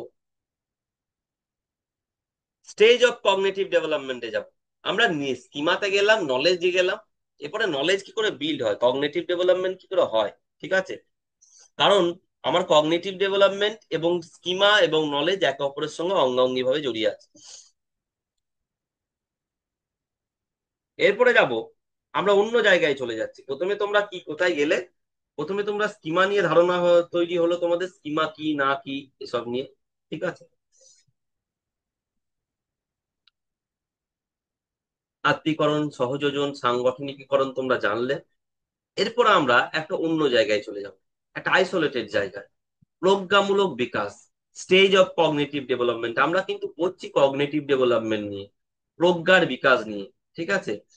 আমরা কিন্তু প্রজ্ঞামূলক বিকাশ নিয়ে পড়ছি, কগনিটিভ ডেভেলপমেন্ট নিয়ে পড়ছি। তার প্রজ্ঞা বা কগনিটিভ ডেভেলপমেন্ট পড়তে গেলে আমার স্কিমাকে জানতে হবে।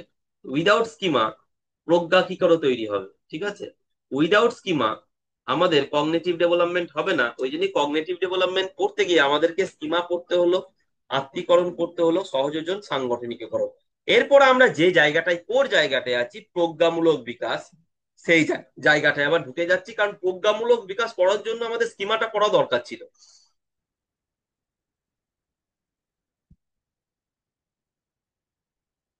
বিকাশের স্তর, তোমার কগনিটিভ ডেভেলপমেন্ট কিভাবে হচ্ছে?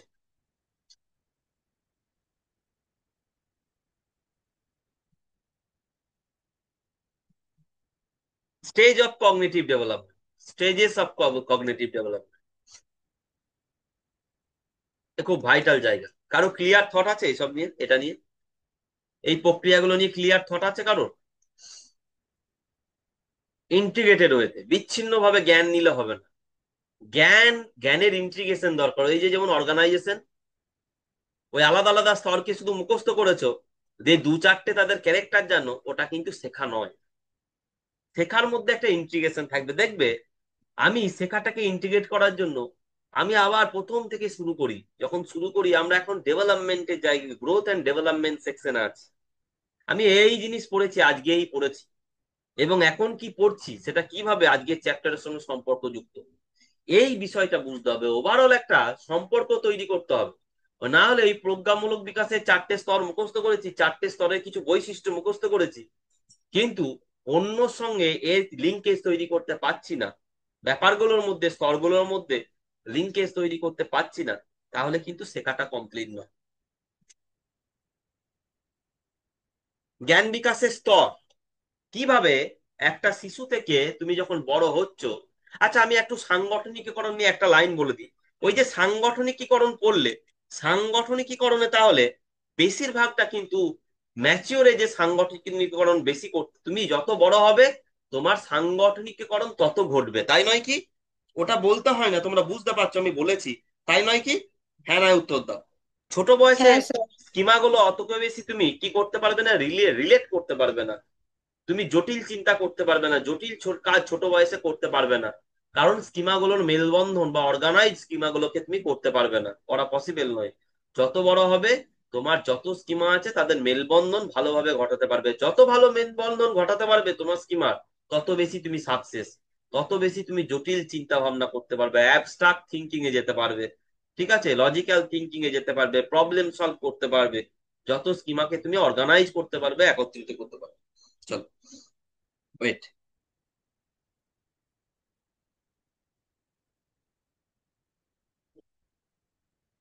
একটু ওয়েট করো।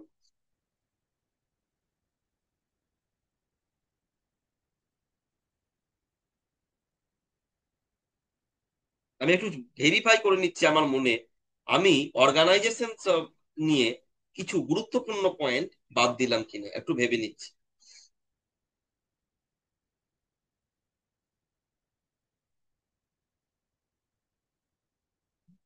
আচ্ছা আমি একটু আমি আগের স্ক্রিনে, তোমরা এটা লিখে ফেলেছো? একটু জায়গা আছে আগের স্ক্রিনে? একটু জায়গা আছে? হ্যাঁ স্যার আছে। আমি ইংরেজিতে ওই অর্গানাইজেশন বা সাংগঠনিকীকরণের ডেফিনেশনটা একবার লিখছি। আমি যা পড়িয়েছি কিছু বাদ যায়নি, কিন্তু বাংলায় ডেফিনেশনের সঙ্গে ইংরেজিতে ডেফিনেশনটা লিখছি। দেখবে বিষয়টা কত সহজে আমি যেটা বলেছি তুমি বুঝতে পারবে, তুমি তোমার মতো করে নোট করতে পারো। আমি কেন লিখছি? আমি এটা কি বাদ দিয়েছি পড়াতে? মোটেও না, এটা পড়িয়ে দিয়েছি। কিন্তু ইংরেজিতে এই জিনিসটা লিখলে তুমি বুঝতে পারবে, হ্যাঁ, অর্গানাইজেশন বিষয়টা, অর্গানাইজেশন পিছিয়ে যাওয়ার দরকার ছিল না, আমি তোমাদের স্বার্থে গেলাম। Organisation is the process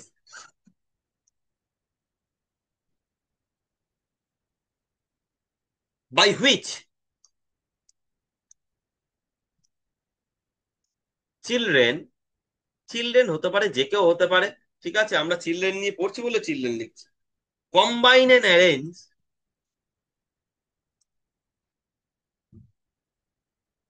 combine and arrange individual schema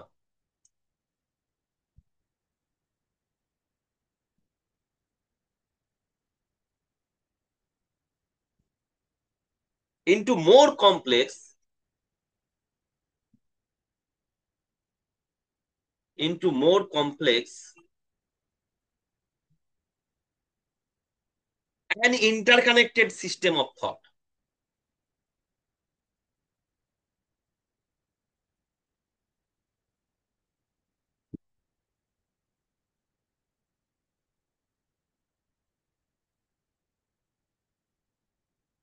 দেখো তো আমি যা বলেছি তার সঙ্গে ইংরেজির মিল আছে কিনা, লিখে নাও, তারপর আমি বলছি।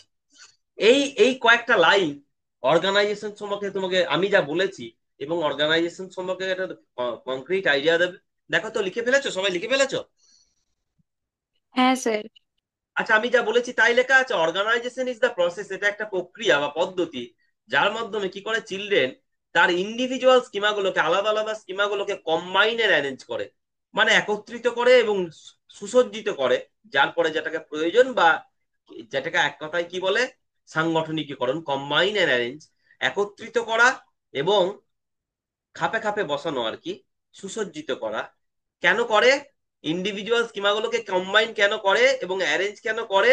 মোর complex and interconnected system of thought, জটিল চিন্তা করার জন্য, জটিল কাজ করার জন্য। জটিল চিন্তা বলেছে কেন স্যার? জটিল কাজ করার জন্য তো জটিল চিন্তা লাগে, সবকিছুর পিছনে তো কগনিশন লাগে, ঠিক আছে, সেই জন্য। তাহলে আমি যা বলেছি সেটাই লেখা আছে কি না? হ্যাঁ না উত্তর দাও। হ্যাঁ ইন্ডিভিজুয়াল স্যার। স্কিমাগুলোকে, স্কিমা হচ্ছে এই তোমার অর্গানাইজেশন হচ্ছে ইন্ডিভিজুয়াল স্কিমাগুলোকে, আলাদা আলাদা স্কিমাগুলোকে কম্বাইন এবং অ্যারেঞ্জ করা, কি জন্য করা? মোর complex and interconnected system of thought, জটিল চিন্তা করার জন্য। ঠিক আছে, আমি যা বললাম কারো কোনো অসুবিধা? হ্যাঁ নয় উত্তর দাও। না স্যার। না স্যার। লিখে নাও, লিখে নাও, এটা একটু লিখে রাখো, তোমার কাজে লাগবে। যাদের ইংরেজি ওয়ার্ড খুব উইক তাদের মনে হবে স্যার আমার বাংলায় বাবা ভালো ছিল, আপনি আবার জটিল করে দিলেন। জটিল নয় বাবা, এটা চর্চা দরকার, ইংরেজি একটু চর্চা, ইংরেজির মাধ্যমটাকে ইউজ করলে তোমার নলেজ বাড়াতে সুবিধা হবে। আচ্ছা, এই চা পেঁয়াজে প্রজ্ঞামূলক বিকাশের কটা স্তরের কথা বলেছেন তোমরা সবাই জানো? চা পেঁয়াজে কটা বলেছেন গো? প্রজ্ঞামূলক চারটে। বিকাশের, ইয়ে, চারটে। প্রজ্ঞামূলক বিকাশের, ভালো করে পড়ালে বেশ সময় লাগবে না। বিকাশের চারটি স্তরের কথা বলেছে।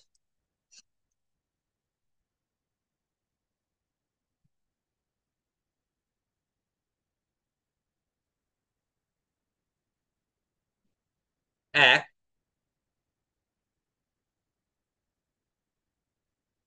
সংবেদন চালকমূলক স্তর, খুব ডিটেলসেই বলবো এবং যেটা বলবো তুমি এনজয় করবে। বাংলা বিভিন্ন জায়গায় বিভিন্ন থাকে। Sensory motor stage, sensory motor, sensory motor stage, motor actually motor, sensory motor stage, sensory motor stage, সংবেদন চালকমূলক স্তর, এটা একটা গেল। বিভিন্ন বইয়ে বিভিন্ন রকম বাংলা করেছে, সেই চর্চায় আমরা যাব না, ঠিক আছে, তোমরা তোমাদের মতো দেখবে যে বইয়ে যে বাংলা আছে। সেন্সারি মোটর স্টেজ, এখানে সেন্সারি এবং মোটরকে অনেক সময় আলাদাভাবে বলা হয়, SENSORY sensory, MOTOR motor stage অনেক সময় বলা হয়, কিন্তু সেটা কম ইউজ হয়। মাঝে হাইফেন দেওয়া হয় বা দেওয়া হয় না সেটাও চলে, ওটা নিয়ে মানে কোনো ব্যাপার নাই। প্রাক সক্রিয়তার স্তর,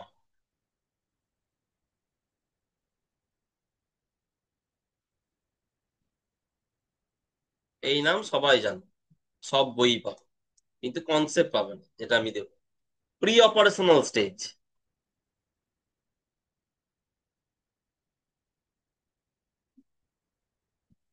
আচ্ছা বয়সগুলো লিখে নাও পাশে। এটা হচ্ছে টু, এই 0 to 2 সংবেদন চালকমূলক স্তর এজ, 0 to 2 ইয়ার্স। প্রাক সক্রিয়তা স্তর 2 to 7 years.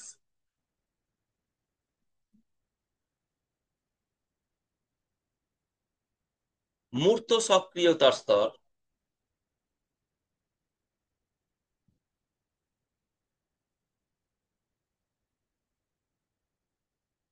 Concrete operational stage,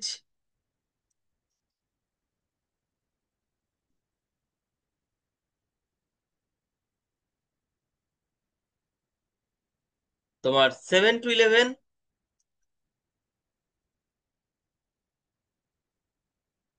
যৌক্তিক সক্রিয়তার স্তর,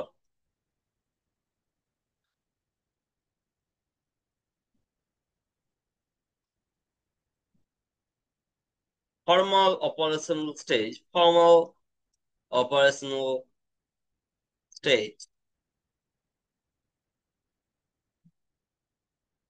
কত গো? 11 to 18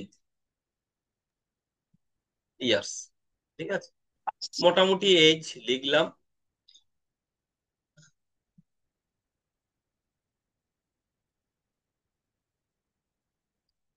চারটে স্তর সবাই লিখেছো?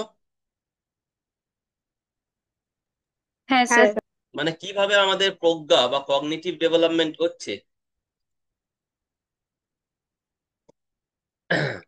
বিভিন্ন স্টেজে পেঁয়াজে ভাগ করেছে। জ্ঞান কিভাবে বিকাশ হচ্ছে, বা প্রজ্ঞার কিভাবে বিকাশ হচ্ছে, বা কগনিশন ডেভেলপমেন্ট কিভাবে বা কগনিটিভ ডেভেলপমেন্ট কিভাবে হচ্ছে, বিভিন্ন স্টেজে ভাগ করেছেন। একদিনে তো আমরা এই হয়ে যাইনি। আমি আজকে যা জানি সেটা কি 2 বছর বয়সে জানতাম? তুমি আজকে যা জানো সেটা কি 2 বছর বয়সে জানতে, 1 বছর বয়সে জানতে, 3 বছর বয়সে জানতে না। ধাপে ধাপে তোমার এই জ্ঞান বিকাশ ঘটেছে। তাই কোন ভাগে সাধারণত কিরকম ভাবে জ্ঞানের বিকাশ হয় সেই নিয়ে চর্চা কিন্তু এখানে আছে। কোন স্টেজে, কোন স্টেজ অফ এজ, জীবনের কোন পর্যায়ে তোমার জ্ঞানের কিরকম বিকাশ হয়েছে সেই নিয়ে এখানে চর্চা আছে। আমরা বিকাশ করছি, তাহলে কোন বয়সে কিরকম জ্ঞানের বিকাশ হয় পিয়াজে অনুযায়ী তুমি তো আজকে জেনে যাবে। তাহলে বিকাশই পড়ছি, দেখো এখনো বিকাশে আছে আমরা, এটাও বিকাশ। ঠিক আছে, কোন বয়সে কি বিকাশ হয়, ল্যাঙ্গুয়েজ ডেভেলপমেন্ট কেমন হয় কি না, সেসব নিয়ে আমরা পড়েছি। প্রথমে যখন বৃদ্ধি বিকাশ পড়েছি, একটা ওভারঅল ডেভেলপমেন্ট কোন বয়সে হয় আমরা পড়েছি। দেখবে যখন বৃদ্ধি বিকাশের চ্যাপ্টার পড়েছি, কোন বয়সে কি, কোন জীবনের কোন পর্যায়ে কিরকম বৃদ্ধি বিকাশ হয় সেই নিয়ে একটা টেবিল পড়েছি, সেটা ওভারঅল সমস্ত বিকাশকে একত্রিত করে ভাবনা, তাই নয় কি? সেখানে জীবনের কোন পর্যায়ে কিরকম বিকাশ হচ্ছে তার একটা ছবি আমরা দেখবে বৃদ্ধি বিকাশ চ্যাপ্টারে এঁকেছিলাম। সেটা কার উপর বেস করে? Cognition development, cognitive development, language development, physical development, সবটার উপর ওভারঅল বেস করে। সব দিকের বিকাশ। হ্যাঁ, আর এখন আমরা কি পড়ছি? ওভারঅল নয়, এখন আমরা কগনিটিভ ডেভেলপমেন্টের জীবনের কোন পর্যায়ে কখন হয় সেটা পড়ছি, তাই তো? তফাৎটা তো বুঝতে হবে, হ্যাঁ কি না? হ্যাঁ স্যার। হ্যাঁ। হ্যাঁ স্যার। হ্যাঁ। তো আমি যেটা বলছিলাম, 1 বছর বয়সে তোমার জ্ঞান, তোমার 3 বছর বয়সের জ্ঞান, তোমার 7 বছর, তোমার 11 বছর, 13 বছর, 18 বছর, 30 বছরের জ্ঞান নিশ্চয়ই এক নয়। 30 বছরের জ্ঞান, যে জ্ঞান তুমি অর্জন করেছো, যে প্রজ্ঞার বিকাশ তোমার হয়েছে, সেটা ধাপে ধাপে এগিয়ে এসছে। ঠিক আছে, সেটাকে আমরা 18 বছর পর্যন্ত চারটে স্তরে, যেহেতু আমাদের পেঁয়াজে চারটে স্তরে ভাগ করেছেন, তারপরে একটা স্টেবল জায়গায় গেছেন, সেটা অন্য বিষয়। 18 বছর পর্যন্ত আমাদের যে জ্ঞানের বিকাশ হয়, ঠিক আছে, সেটা চারটে স্তরে তিনি ভাগ করেছেন। ঠিক আছে, কিরকম ভাগ? প্রথমে সংবেদন চালকমূলক স্তর নিয়ে আমরা পড়বো, ডিটেলে পড়বো। চলো, কটা বাজে গো আমাকে একটু বলো তো। সাড়ে আটটা। 8:30। ঠিক আছে। সংবেদন চালকমূলক স্তর, আমি বেশ কিছুক্ষণ পড়াবো, অসুবিধা নেই, কিন্তু আরেকটা ব্যাচ আছে, তাই না? আরো পড়াবো। সেন্সারি মোটর স্টেজ,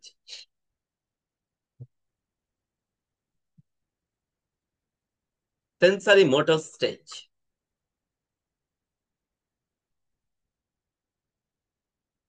এখানে দুটো টার্ম আছে, এই দুটো টার্মের সঙ্গে এই পুরো স্তরটা জড়িয়ে আছে। একটা হচ্ছে সেন্স আর একটা হচ্ছে মোটর। একটা হচ্ছে সেন্স আর একটা হচ্ছে মোটর। সেন্স কি? সংবেদন, তাই তো? কিভাবে তৈরি হয়? তার জন্য সেন্স অর্গান লাগে। সেন্স অর্গান লাগে, আমাদের যে পাঁচটা ইন্দ্রিয় আছে তারাই সংবেদন তৈরি করে, তারাই সেন্স আনে আমাদের। আমরা দেখতে পারি, আমরা ছুতে পারি, আমরা শুনতে পারি, আমরা স্বাদ নিতে পারি, ঠিক আছে? আর কি বলো গো? স্পর্শ করতে পারি। এই যে সেন্স গুলো, এই সংবেদনের কাজ কিন্তু এই সংবেদন চালকমূলক স্তরই হয়। আমরা সেন্স অর্গানের উপর ডিপেন্ড করে সেন্স অর্গানের যে ডেভেলপমেন্ট এবং ইন্দ্রিয়ের যে বিকাশ, সেটা কিন্তু সংবেদন চালকমূলক স্তরেই হয়। শুধু সংবেদনের সৃষ্টি নয়, সংবেদনের ডেভেলপমেন্ট নয়, এই পর্যায়ে মোটর স্কিলটাও এর সঙ্গে আছে। মোটর স্কিলটাও এর সঙ্গে আছে। মূলত এই স্টেজটা learning through sense and action. আমি কি টার্ম লিখছি, একটা কি সেন্টেন্স আমি লিখছি। সংবেদন চালকমূলক স্তর, লার্নিং অর অ্যাকোয়ারিং নলেজ, জ্ঞানের যে অর্জন সেটা হয়। লার্নিং মিনস অ্যাকোয়ারিং নলেজই বলতে চাইছি। Learning through senses and action. Actions কথাটার সঙ্গে কোনটা জড়িয়ে আছে? এই মোটর স্কিলটা। মানে তুমি কোনো কিছু ধরতে পারা, যেখানে তুমি হাত পাকে কাজে লাগাচ্ছ, তোমার মাংসপেশিকে কাজে লাগাচ্ছ, সেটাই তো motor skill. Yes or no? হ্যাঁ বা না? হ্যাঁ স্যার। হ্যাঁ সেন্স, স্যার। সেন্স আলাদা। সেন্সের জন্য হাত পা লাগে না, যান্ত্রিকতা লাগে না, কিন্তু মোটর স্কিলের জন্য তোমার মাংসপেশি, তোমার পা হাত এই সমস্ত জিনিসকে কাজে লাগাতে হয়। তুমি কোনো একটা জিনিস ধরছো, এটা মোটর স্কিল। তুমি সাইকেল চালাচ্ছ, এটা তোমার মোটর অ্যাকশন। তুমি ছুটছো, হাঁটছো, সাঁতার কাটছো, ফিজিক্যাল অ্যাকশন যেটা হচ্ছে, তার সঙ্গে মোটর স্কিলটা তোমার জড়িয়ে আছে। অ্যাকশন যেখানে ফিজিক্যাল অ্যাকশন তোমার হচ্ছে, সেখানেই এই কথাটা জড়িয়ে আছে। সেখানে মাংসপেশি স্নায়ুর সমন্বয়ে কাজটা করছো। মাংসপেশি এবং স্নায়ুর সমন্বয়ে যেখানে কাজ হচ্ছে, একটা বল ছুড়ে দিচ্ছ, একটা বল তুলে নিচ্ছ, ছুটছো, হাঁটছো, সাঁতার কাটছো, সবকিছু, কোনো কিছুকে আঁকড়ে ধরছো, সবকিছুর মধ্যে মোটর স্কিল আছে, তাই তো? তাহলে মোটর স্কিল হচ্ছে স্নায়ু এবং মাংসপেশির সমন্বয়ে তুমি যে ফিজিক্যাল অ্যাক্টিভিটি গুলো করছো, সেটা হচ্ছে তোমার মোটর স্কিল। সেগুলো তোমার কাজগুলোকেই বোঝায়। সাধারণত আমরা কাজ বলতে যেগুলোকে বুঝি, সেই কাজ করতে গেলে আমাদের কি লাগে? এই মোটরকে এনগেজ করতে হয়, মোটর স্কিলটাকে এনগেজ করতে হয়। সেন্সারি মোটর স্টেজ কেন বলেছে?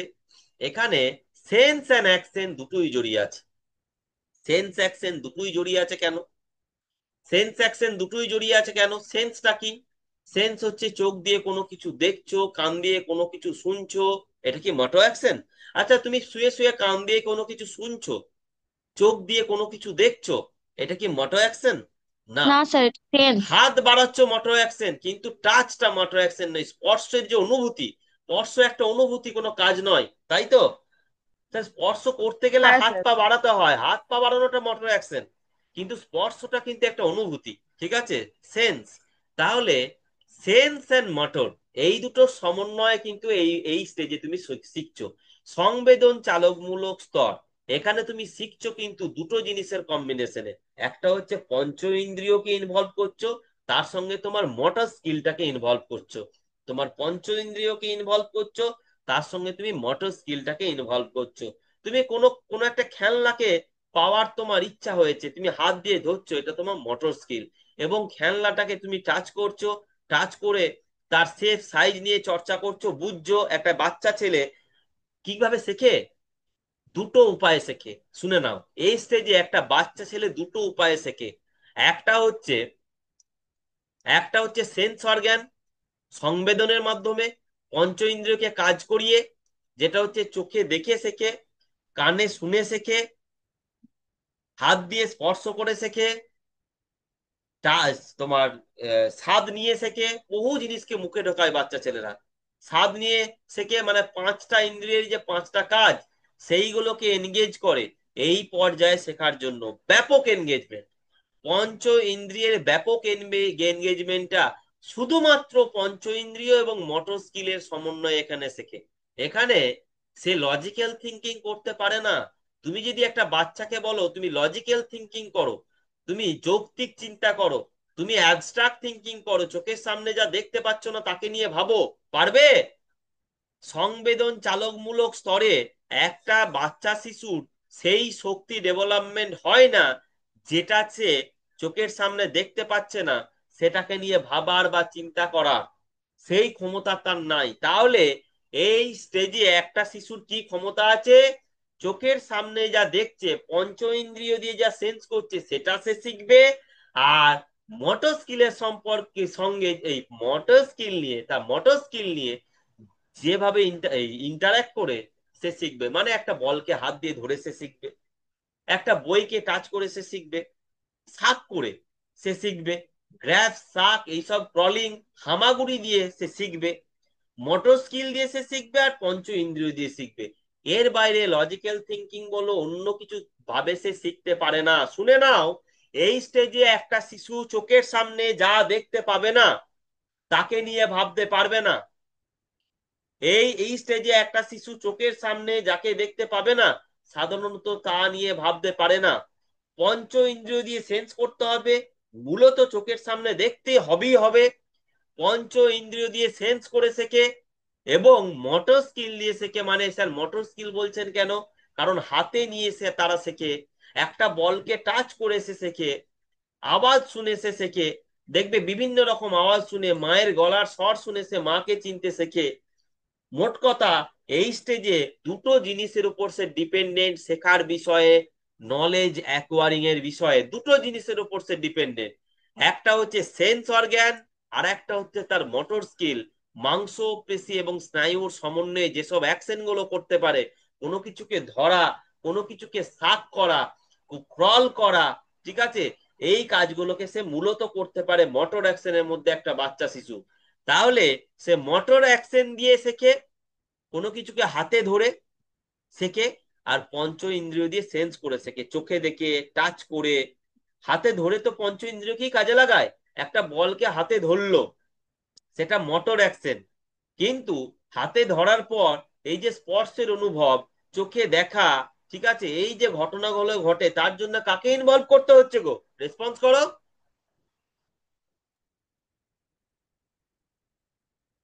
আমার কথা কি শোনা যাচ্ছে?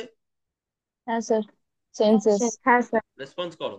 তাহলে একটা বলকে সে হাতে ধরলো, একটা কোনো কিছুকে, একটা বাটিকে সে হাতে ধরলো, একটা ঝুমঝুমি র্যাটেলকে সে হাতে ধরলো, একটা খঞ্জনিকে সে হাতে ধরলো।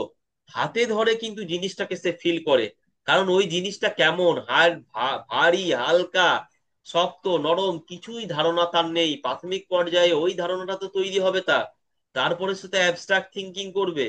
যা চোখের সামনে নেই সেই সম্পর্কে ভাবতে গেলে আগে তো চোখের সামনে দেখে, তাকে ছুঁয়ে, তাকে বুঝে, তার সম্পর্কে স্কিমা তৈরি করতে হবে। আদারওয়াইজ তুমি তাকে না দেখে তার সম্পর্কে ভাববে কি করে? এই স্টেজে কোনো জিনিসকে না দেখে তুমি তার সম্পর্কে ভাবনাটা জটিল। অতএব এই স্টেজে ভাবতে গেলে পঞ্চ ইন্দ্রিয়ে পঞ্চ ইন্দ্রিয় দেখে তাকে সেন্স করতে পারতে হবে, তার জন্য তার উপস্থিতিটা দরকার। এই স্টেজে কোনো জিনিসকে শিখতে গেলে পঞ্চ ইন্দ্রিয়ের মধ্যে যে কোনো একটা ইন্দ্রিয়কে ইনভলভ করতেই হবে। আর যে কোনো একটা ইন্দ্রিয়কে ইনভলভ করতে গেলে সাধারণভাবে বস্তুটা কাছে থাকার দরকার আছে, সেটা আওয়াজ শোনা হোক বা যা কিছু। যদি বস্তুটা দূরে থেকে আওয়াজ হয় তাহলে আওয়াজটার সঙ্গে পরিচিত হতে পারে, বস্তুটার সঙ্গে আবার হবে না, তাই নয় কি? কিন্তু হ্যাঁ মা স্যার। কাছে থেকে যদি মা আওয়াজ দেয়, তাহলে মা এবং মায়ের গলার আওয়াজ সম্পর্কে একটা ধারণা জন্মাবে। তুমি বলবে সে দূর থেকেও তো আওয়াজ পেতে পারে, তাহলে আওয়াজটা নিয়েই ধারণা হবে, আওয়াজের সোর্স নিয়ে তার ধারণা হবে না। যাই হোক, আমি বলছি সংবেদন চালকমূলক স্তরে একটা শিশু শেখে বা তার কগনিটিভ ডেভেলপমেন্ট হয় বা তার নলেজ অ্যাকোয়ারিং হয়, জ্ঞানের অর্জন হয় through sense organ and motor action. মানে একটা জিনিসকে ধরবে, ধরে সে দেখবে, তবেই তার কিন্তু তার সম্পর্কে ধারণা তৈরি করা হয়। এই স্টেজে সব জিনিস নতুন, সব জিনিসকে তার সামনে থেকে সেই জিনিস সম্পর্কে ধারণা তৈরি করতে হয় প্রথম স্টেজে। তার জন্য দরকার তার হাত পা এবং তার পঞ্চ ইন্দ্রিয়, তার মোটর স্কিল এবং তার পঞ্চ ইন্দ্রিয়। শুধু পঞ্চ ইন্দ্রিয় দিয়ে নয়, হাত দিয়ে ধরাটা মোটর স্কিলের মধ্যে পড়ে। একটা শিশু কোনো কিছুকে শাক করছে, দেখবে বহু জিনিস মুখে ঢুকে ঢুকিয়ে তারা শাক করে, শাক করতে শেখে। তারা বেঁচে থাকার জন্য, তাদের ব্রেস্ট ফিডিং এর জন্য প্রথমেই তাদেরকে শাক করাটা শিখতে হয়, ঠিক আছে, বেঁচে থাকার তাগিদে। অনেক কিছু কাজই কিন্তু তারা শেখে না, কিন্তু শাক করাটা শেখে তারা একদম শুরুর পর্যায়ে। শুরুর পর্যায়ে থেকে যে মোটর স্কিলটা তাদের ডেভেলপ হয়ে যায়, অনেক কিছুই করতে পারে না, সে পা হাত ছুটতে পারে, সে পা হাত ছুটতে পারে, বেসিক কিছু মোটর স্কিলের সঙ্গে তার মোটর স্কিল সে সম্পাদন করতে পারে, পা হাত ছোড়া, ঠিক আছে, শাক করা। এই জন্য বাচ্চা শিশুদের শাক কথাটা চলে আসে মোটর স্কিলের মধ্যে। কারণ উইদাউট সাকিং পাওয়া সে কিন্তু টিকতে পারবে না এই পৃথিবীতে, ঠিক আছে। তো ব্রেস্ট ফিডিং এর জন্য তাকে শাক করা শিখতে হয়। তো এটা একটা মোটর স্কিলের ডেভেলপমেন্ট তার শুরুর পর্যায়ে হয়ে যায়। সেই জন্য অনেক কিছুকেই সে শাক করে বুঝতে চায়, মুখে দিয়ে বুঝতে চায় বাচ্চা শিশু, ঠিক আছে। সে হাতে ধরে বুঝতে চায়, গ্র্যাপস শাক করতে পারে। তারপরে পরে আবার গ্র্যাসপিং পাওয়ারটা আসে, হ্যাঁ, আঁকড়ে ধরা, কোনো কিছু হাত দিয়ে ধরা। তারপরে সে কোনো কিছুকে হাত দিয়ে মুঠি করে ধরে কোনো কিছুকে শিখতে চায়, বুঝতে চায়। কারণ সে তো আর ছুটে হেঁটে কিছু করতে পারবে না, সে হাত দিয়ে ধরে হাত পা ছুড়িয়ে শাক করে। এই মোটর স্কিলটা যেগুলো ডেভেলপমেন্ট প্রাথমিক পর্যায়ে শুরুর পর্যায়ে হয়, তারপরে আবার অন্য কিছু হয়, তারপরে সেই স্কিলগুলোর মাধ্যমে শেখে, হাঁটতে শেখে, সেটাও একটা মোটর ডেভেলপমেন্ট। তো যাই হোক, তো এইখানে যে লার্নিংটা হয় সেটা কিন্তু সেন্সারি মোটর কথাটা এমনি লেখা নয়, সংবেদন এবং চালক। সংবেদন কথাটার সঙ্গে তোমার পাঁচটা সেন্স অর্গান জড়িয়ে আছে, আর চালক মানে যান্ত্রিকতা, তোমার মোটর স্কিল জড়িয়ে আছে। তোমার স্নায়ু মাংসপেশির সমন্বয়ে তুমি যে কাজগুলো করো, সেই কাজ করেও তুমি কিছু জিনিস শেখো। কাজগুলো জটিল কাজ নয়, কি কাজ আমি বললাম, ঠিক আছে। তাহলে সংবেদন চালকমূলক স্তর, এই স্টেজে শিশুরা শেখে সেন্স দিয়ে এন্ড অ্যাকশন দিয়ে। এই জন্যই এর নাম সেন্সারি মোটর স্টেজ। কি বললাম, কেন এই স্টেজের নাম এরকম হলো, তোমরা কি বুঝলে? হ্যাঁ নয় উত্তর দাও, তারপরে হ্যাঁ স্যার। আবার বলছি।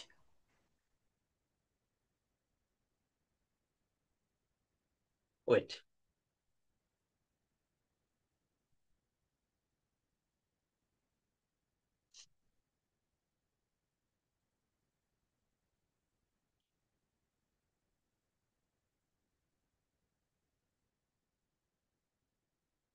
লিখে নাও, একটা লাইন লিখে নাও।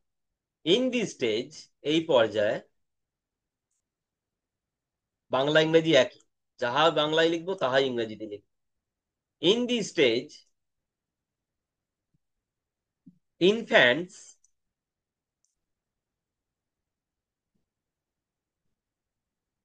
Learn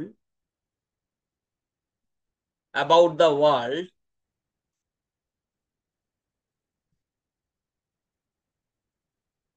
through the senses। Senses বলতে কোনগুলো বুঝতে পারছো তো? তোমার সেন্স, হ্যাঁ স্যার। তোমার সংবেদনমূলক কাজ বলতে কোনগুলো জানো তো? সংবেদনমূলক কাজ, সেন্স হ্যাঁ মিন্স স্যার। সংবেদনমূলক কাজ। সেটা হচ্ছে হ্যাঁ সিইং, স্যার। পঞ্চ ইন্দ্রিয় যা করছে সেটাই তোমার senses. Seeing, hearing, touching, testing, smelling, এইগুলোই হচ্ছে তোমার সেন্স, সংবেদনমূলক কাজ। আমি সংবেদনমূলক কাজগুলোকে বন্ধনীর মধ্যে লিখে দিয়েছি। বলছি জীবনের এই পর্যায়ে ইনফ্যান্টরা শেখে, এই পৃথিবী সম্পর্কে জ্ঞান আরোহণ করে বা তার কগনিশনের ডেভেলপমেন্ট ঘটায় থ্রু সেন্স। আমি কি এখন লেখা হয়ে গেছে? বলো তো আমার লেখা হয়ে গেছে। অ্যান্ড থ্রু না স্যার স্যার। মোটরটা বাকি আছে। Physical action. ফিজিক্যাল অ্যাকশন বলতে ওই মোটর ডেভেলপমেন্টটা, মোটর স্কিলটা, যেখানে স্নায়ু আর মাংসপেশির সমন্বয় দরকার, তাই তো? মোটর স্কিল বলতে কি? হ্যাঁ যেখানে স্যার। স্নায়ু ও মাংসপেশির সমন্বয় দরকার, যেটাই ফিজিক্যাল অ্যাকশন আমি একটু আগে বলে দিয়েছি। যেরকম একটা শিশুর সাধারণত কি হয়, বেসিক গুলো লিখছি শুরুর পর্যায়ে: গ্রাস্পিং, সাকিং,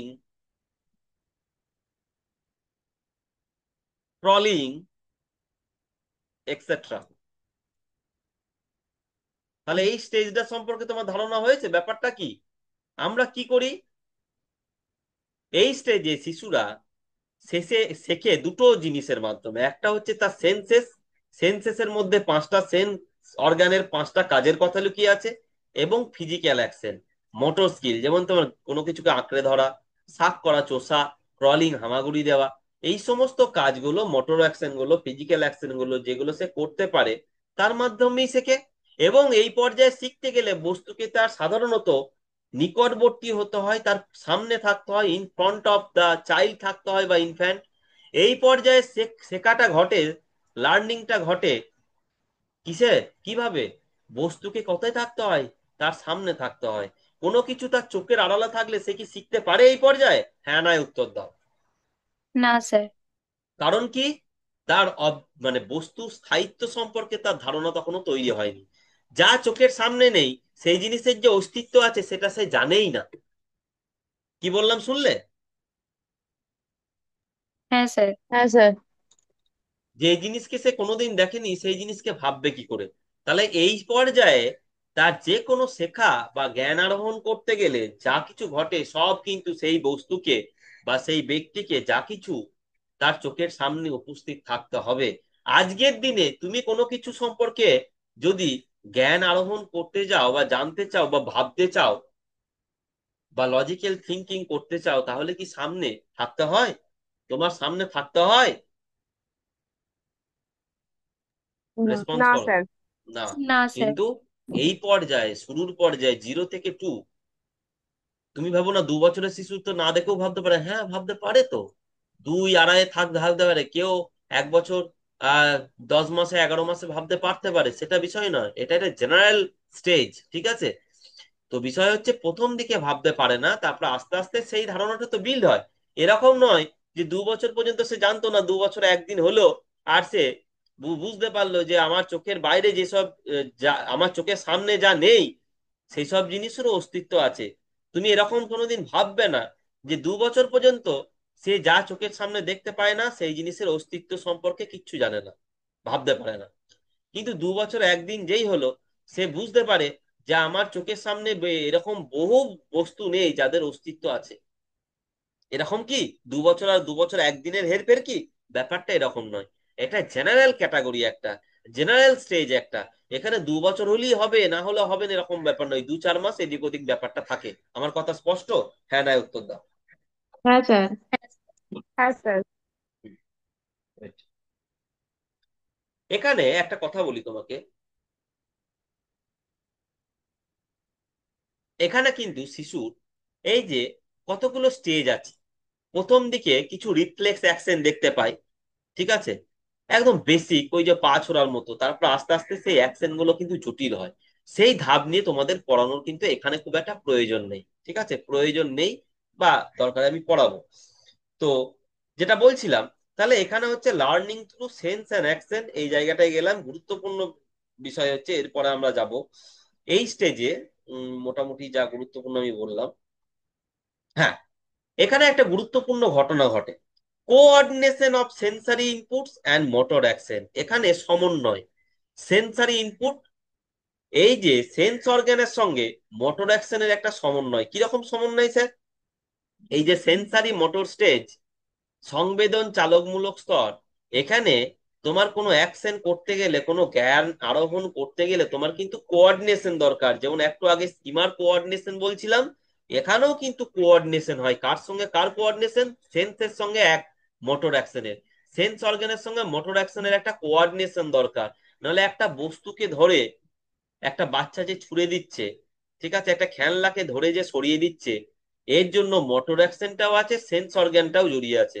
তো সেন্স অর্গানের সঙ্গে যদি তোমার মোটর স্কিলের কোঅর্ডিনেশন বা সমন্বয় না ঘটে, তাহলে কিন্তু তুমি ওটা করতে পারবে না। এই স্কেলেই সেই ডেভেলপমেন্টটা ঘটে, coordination of sensory inputs and motor action. কিরকম? একটা বলকে দেখলো, এটা হচ্ছে ভিজুয়াল সেন্স। একটা বাচ্চা একটা বলকে দেখলো, এটা তার ভিজুয়াল সেন্স, প্রথমে সে দেখলো মাত্র। তারপরে ক্রলিং টুয়ার্ডস দ্য বল, বলের দিকে হামাগুড়ি দিয়ে আগিয়ে গেল, এটা হচ্ছে motor action. And picking it up, সেটা তুলে নিল, এটাও একটা মোটর অ্যাকশন। তাহলে এখানে কি হলো? এখানে কি ঘটলো? সেন্সারি ইনপুটস এর সঙ্গে, সেন্সারি ইনপুটসটা কি? চোখে বলটা দেখা। সেন্সারি ইনপুটটা কি?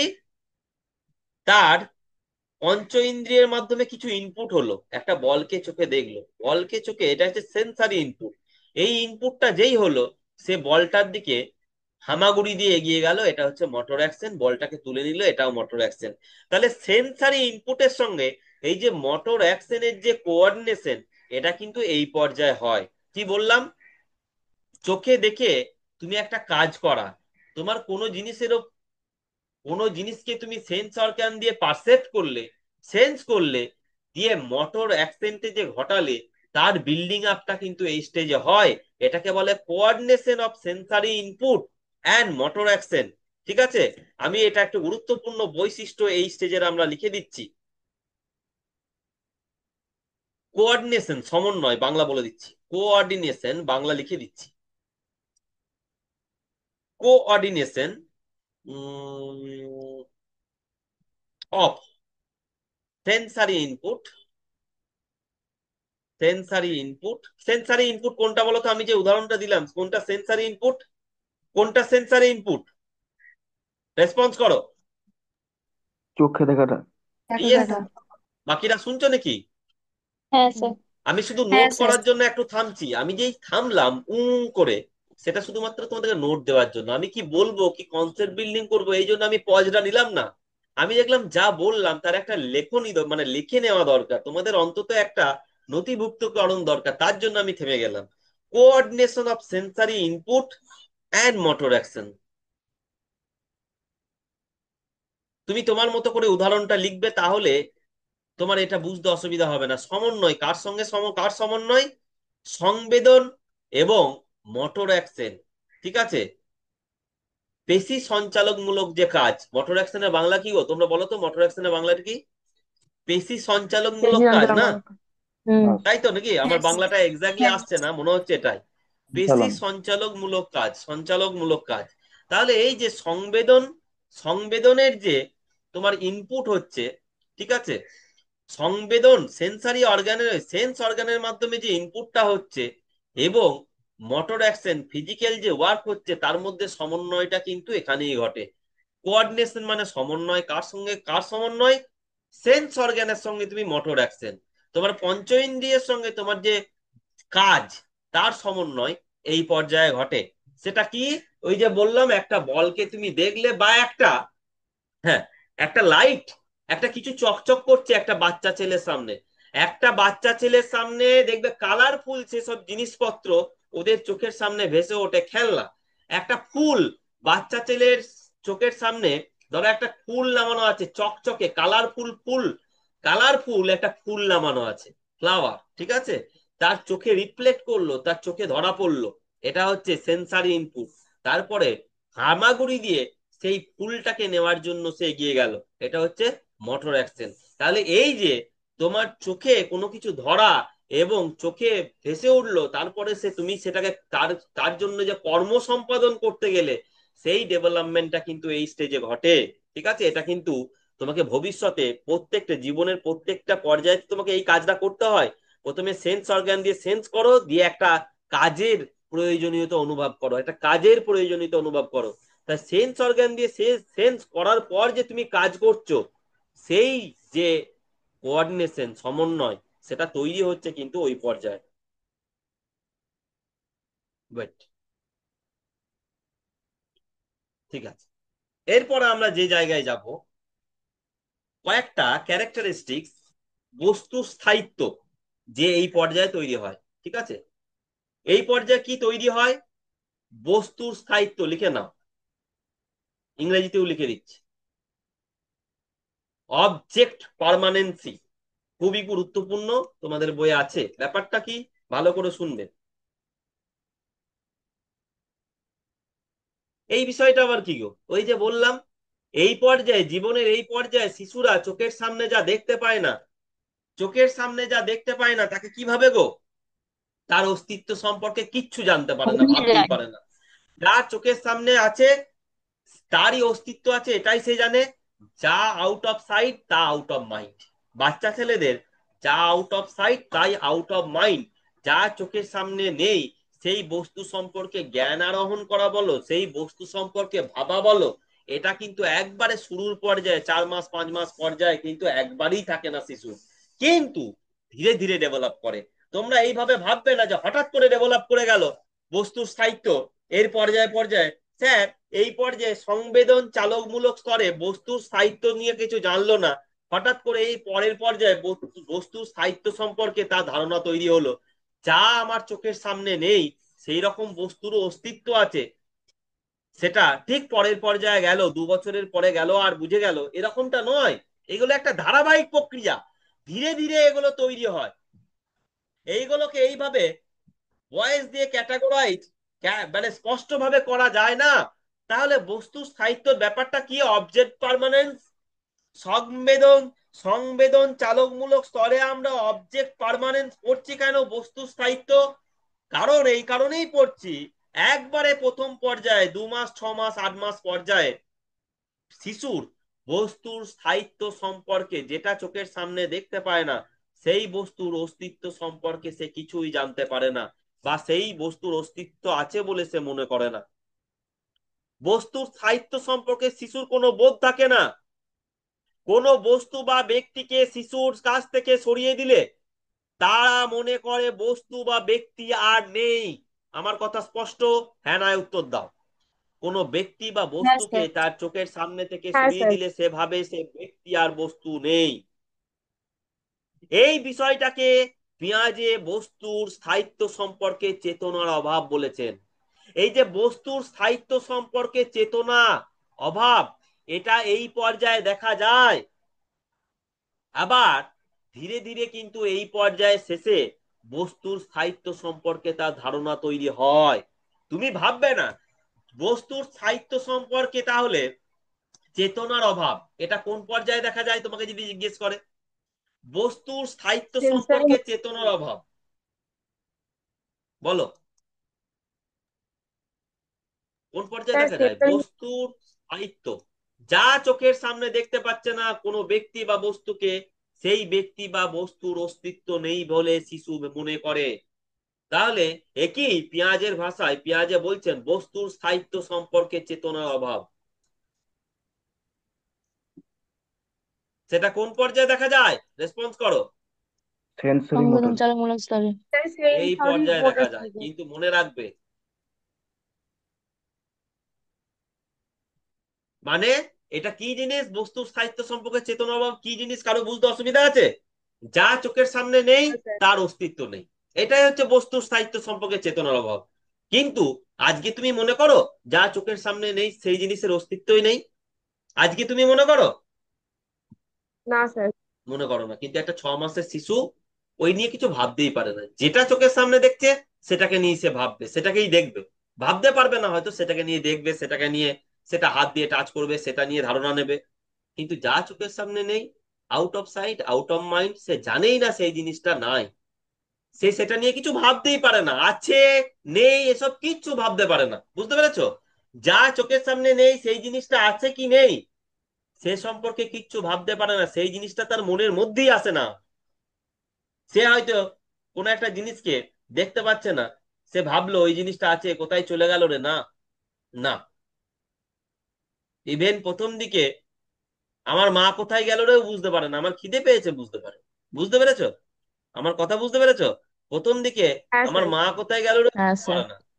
তুমি মুখের সামনে খাবার ধরো, চুপ করে যাবে, মানে পুরো ধান্দাবাজি আর কি। বুঝতে পেরেছো? হুম। তুমি বুঝতে পারবে খুব বাচ্চাদের কিন্তু ওই ধান্দাবাজিটা থাকে। ও মাকে পেলো কি না পেলো তার থেকে বড় ব্যাপার, ওর খাবার পেলেই সন্তুষ্ট। দেখবে, মানে রিয়েলাইজ করবে, মানে একটা পর্যায়ে জীবনে এটাকে রিয়েলাইজ করতে হবে তোমাদেরকে প্রত্যেকেই, যে দেখবে সে মায়ের থেকেও খাবারকে অগ্রাধিকার দিচ্ছে। প্রয়োজন খাবার, মা নয়। আস্তে আস্তে মাতৃ স্নেহ তৈরি হয়, মায়ের উপস্থিতি, মায়ের প্রয়োজনীয়তা, তার সেফটি সিকিউরিটির জন্য সে বুঝতে পারে। কিন্তু প্রথম পর্যায়ে এসব মা পায় ধার ধারে না বাচ্চারা, ঠিক আছে? খাবার গুঁজে দাও মুখে, ও চিৎকার বন্ধ হয়ে যাবে। কি বললাম বুঝতে পেরেছো? হ্যাঁ হ্যাঁ, নাই উত্তর দাও। হ্যাঁ স্যার। হ্যাঁ স্যার। হুম, হ্যাঁ স্যার। ঠিক আছে। তো যাই হোক, মনে হবে অনেক সময় মনে হবে এর বাবরে বিরাট সেলফিশ রে বাবা। হ্যাঁ, কেউ যদি খুব গভীর ভাবে রিয়েলাইজ করো মনে হবে বাবা বিরাট সেলফিশ রে বাবা, আমাকে দরকার নেই, এ শুধু পেট ভরলেই হলো। হুম, ব্যাপারটা এরকমই থাকে প্রথম দিন। তুমি কে? তুমি কেউ নও, তুমি ওই যে চোখের সামনে যা দেখলো বুঝলো, না দেখলো বুঝলো না তো। যা চোখের সামনে নেই সে নিয়ে ও ভাবতেও পারে না, সেই জিনিসটা আছে নাই, সেই জিনিসটা তার মাইন্ডেই আসবে না। তো যাই হোক, তাহলে বস্তুর স্থায়িত্ব সম্পর্কে চেতনার অভাব এই পর্যায়ে দেখা যায়। এবং তুমি ভাবছো তাহলে 2 বছর পর্যন্ত বোধহয় সে এটাই ভাবে, বস্তু যা নাই চোখের সামনে তা নাই। কিন্তু নাই, তা নয়। ধীরে ধীরে তোমার 1 মাসে, 1 মাসে যা ধারণা থাকে, 6 মাসে তার থেকে ধারণা ডেভেলপমেন্ট হয়, 12 মাসে তার থেকে হয়তো দেখবে 18 মাসে তারপরে বস্তু স্থায়িত্ব সম্পর্কে তার ধারণা জন্মাচ্ছে, 24 মাসে দেখবে বস্তু স্থায়িত্ব সম্পর্কে তার ধারণা আস্তে আস্তে জন্মাচ্ছে, এবং 24 মাসে তার বস্তু স্থায়িত্ব সম্পর্কে একটা ধারণা জন্মেছে। বস্তু স্থায়িত্ব মানে যা চোখের সামনে আছে তার স্থায়িত্ব নিয়ে, যা চোখের সামনে নেই তার স্থায়িত্ব, এইসব নিয়ে। বস্তু স্থায়িত্ব সম্পর্কে ধারণা মানে যেটা চোখের সামনে নেই সেই বস্তু আছে কি নেই, যে চোখের সামনে নেই সেই বস্তু আছে কি নেই সেই নিয়ে আলোচনা চলছে। তুমি ভাবছো এই একদম 2 বছর পর্যন্ত সে বস্তু স্থায়িত্ব সম্পর্কে ভাবে, যা চোখের সামনে নেই সেই তা নিয়ে সে ভাবতেই পারে না। তা নয়, হয়তো 6 মাস, 3 মাস, 2 মাসে, এইটা প্রথম দিকে। তোমাকে যদি জেনুইনলি প্রশ্ন করা হয় বস্তুর স্থায়িত্ব সম্পর্কে চেতনার অভাব কোন পর্যায়ে দেখা যায়, তাহলে উত্তর তোমার একটাই, কোনটা? সংবেদনশীলমূলক স্তরে। তোমাকে যদি সেন্সরি বলে, মোটর। তাহলে তোমাকে যদি জিজ্ঞেস করে বস্তুর স্থায়িত্ব সম্পর্কে ধারণা জন্ম হয় কোন স্তরে, তাহলে তোমাকে ক্যাটাগরিক্যালি পরের ধাপটাই বলতে হয়। এর পরের ধাপটায় আমাদের বস্তুর স্থায়িত্ব সম্পর্কে অনেকটা চেতনা জন্মায়, এই পর্যায়ে কিন্তু শুরু হয়ে যায়। শুরুটা কিন্তু এই পর্যায়ে হয়ে যায়। কি বললাম বুঝতে পেরেছো? হ্যাঁ না উত্তর হুম। দাও। স্যার কেন এমন হ্যাঁ হচ্ছে? স্যার। হ্যাঁ স্যার। কারণ এগুলো তো বিচ্ছিন্ন নয়, ধারাবাহিক ভাবে হয়। তোমার বস্তু স্থায়িত্ব সম্পর্কে ধারণা একদিনে হঠাৎ করে 2 বছর হলো আর জন্মে গেল এরকম তো নয়, এগুলো ধারাবাহিক ভাবে বাড়তে থাকে। আমরা 2 বছর 6 বছর করে ভাগ করলে কি হবে? যে কোনো জিনিসের ডেভেলপমেন্ট তো ওইভাবে আমার 730 দিন দেখে হয় না, 365 দিন দেখে হয় না, এগুলো তো ধীরে ধীরে ডেভেলপমেন্ট হয়। তাহলে আমরা বলতে পারি না 2 বছর একদিনে এটা আছে, 1 বছর 11 মাসে এটা নাই, 1 বছর 11 মাস 29 দিনে এই জিনিসটা নাই, 2 বছর একদিনে আছে, এরকম হুট করে কি কোনো কিছু ইন্ট্রোডিউস হয়? হ্যাঁ না উত্তর দাও। না স্যার। না স্যার। আর পরের ক্যারেক্টার আত্মকেন্দ্রিকতা।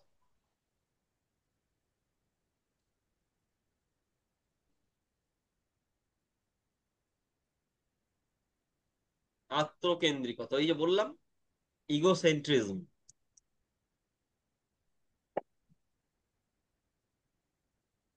এই পর্যায়ে আর একটা বৈশিষ্ট্য, ঠিক আছে? ইগোসেন্ট্রিজম, আত্মকেন্দ্রিকতা। ব্যাপারটা কি? শিশু কি নিজেকে নিয়ে ভাবে, নিজেকে নিয়েই ব্যস্ত থাকে, নিজেই সিনেমার হিরো, ঠিক আছে? ওই স্যার নিজেকে স্যার নিয়েই সিনেমা, এটা কি? নিজেই হিরো। স্যার এটা স্যার পরের স্টেজে নয় স্যার? বলো বলো। এটা কি এগুলোর পরের? বৈশিষ্ট্য। বৈশিষ্ট্য, বৈশিষ্ট্য আত্মকেন্দ্রিকতাটা এই পরের স্টেজেও থাকে বাবা, ঠিকই বলেছো। এটা প্রথম 2 স্টেজেই থাকে, হ্যাঁ, ঠিকই বলেছো। আত্মকেন্দ্রিকতাটা প্রথম স্টেজেও থাকে, এটা 2 বছরের ছেলেও আত্মকেন্দ্রিক হয়, ঠিক আছে? কি বললাম, নিজেকে নিয়েই ভাবে, পড়িয়েছি দেখবে। এবং এর পরের স্টেজেও তাই। তারপরের স্টেজে আত্মকেন্দ্রিক, তৃতীয় স্টেজে আত্মকেন্দ্রিকতা থেকে বেরোয়। যে জিজ্ঞাসা করলে সে কি আমার কথা বুঝলে? হ্যাঁ না উত্তর দাও। হ্যাঁ স্যার বুঝি। হ্যাঁ, আত্মকেন্দ্রিকতা তৃতীয় স্টেজে বেরোয় আত্মকেন্দ্রিকতা থেকে। সেই নৈতিকতার জন্ম নিজের বাইরে গিয়ে অন্যর মতামতকে গুরুত্ব দেওয়া, বহির্জগৎকে গুরুত্ব দেওয়া শুরু হয় কোন স্টেজে? তৃতীয় স্টেজে। ঠিক আছে, এটা দ্বিতীয় স্টেজেও নয়। তুমি ঠিকই বলেছো তো, যে প্রাক সক্রিয়তা স্তর এবং সংবেদন চালকমূলক স্তর, এই দুই স্টেজেই তুমি ইগোসেন্ট্রিজম বা আত্মকেন্দ্রিকতা দেখতে পাবে। আমার কথা তোমার কাছে স্পষ্ট? তুমি থার্ড স্টেজ, কংক্রিট অপারেশনাল স্টেজে যখন যাবে, তখন তুমি আত্মকেন্দ্রিকতা থেকে বেরোতে পারবে। তুমি কখন? 7 বছর পেরোতে হবে মোটামুটি ভাবে, তারপরে তুমি নিজের বাইরে বেরোতে পারবে। জন্ম থেকে মোটামুটি 7 বছর পর্যন্ত তুমি নিজেই হিরো। 7 বছরের পর তারপরে তুমি দেশ, রাষ্ট্র, সমাজ, তোমার বাইরে কাউকে নিয়ে ভাবতে শুরু করবে, তাদের প্রতি সিম্প্যাথেটিক হবে, সহানুভূতিশীল হতে পারবে। সেই জন্য সিম্প্যাথি টিম্প্যাথি বাবা, 5-6 বছর পর্যন্ত এগুলো খুব একটা এক্সপেক্ট করা যায় না। হ্যাবিটে করে ঠিক আছে, কিন্তু এক্সপেক্টেড নয়। কারণ সহানুভূতি করতে গেলে আত্মকেন্দ্রিকতা থেকে বেরোতে হয়।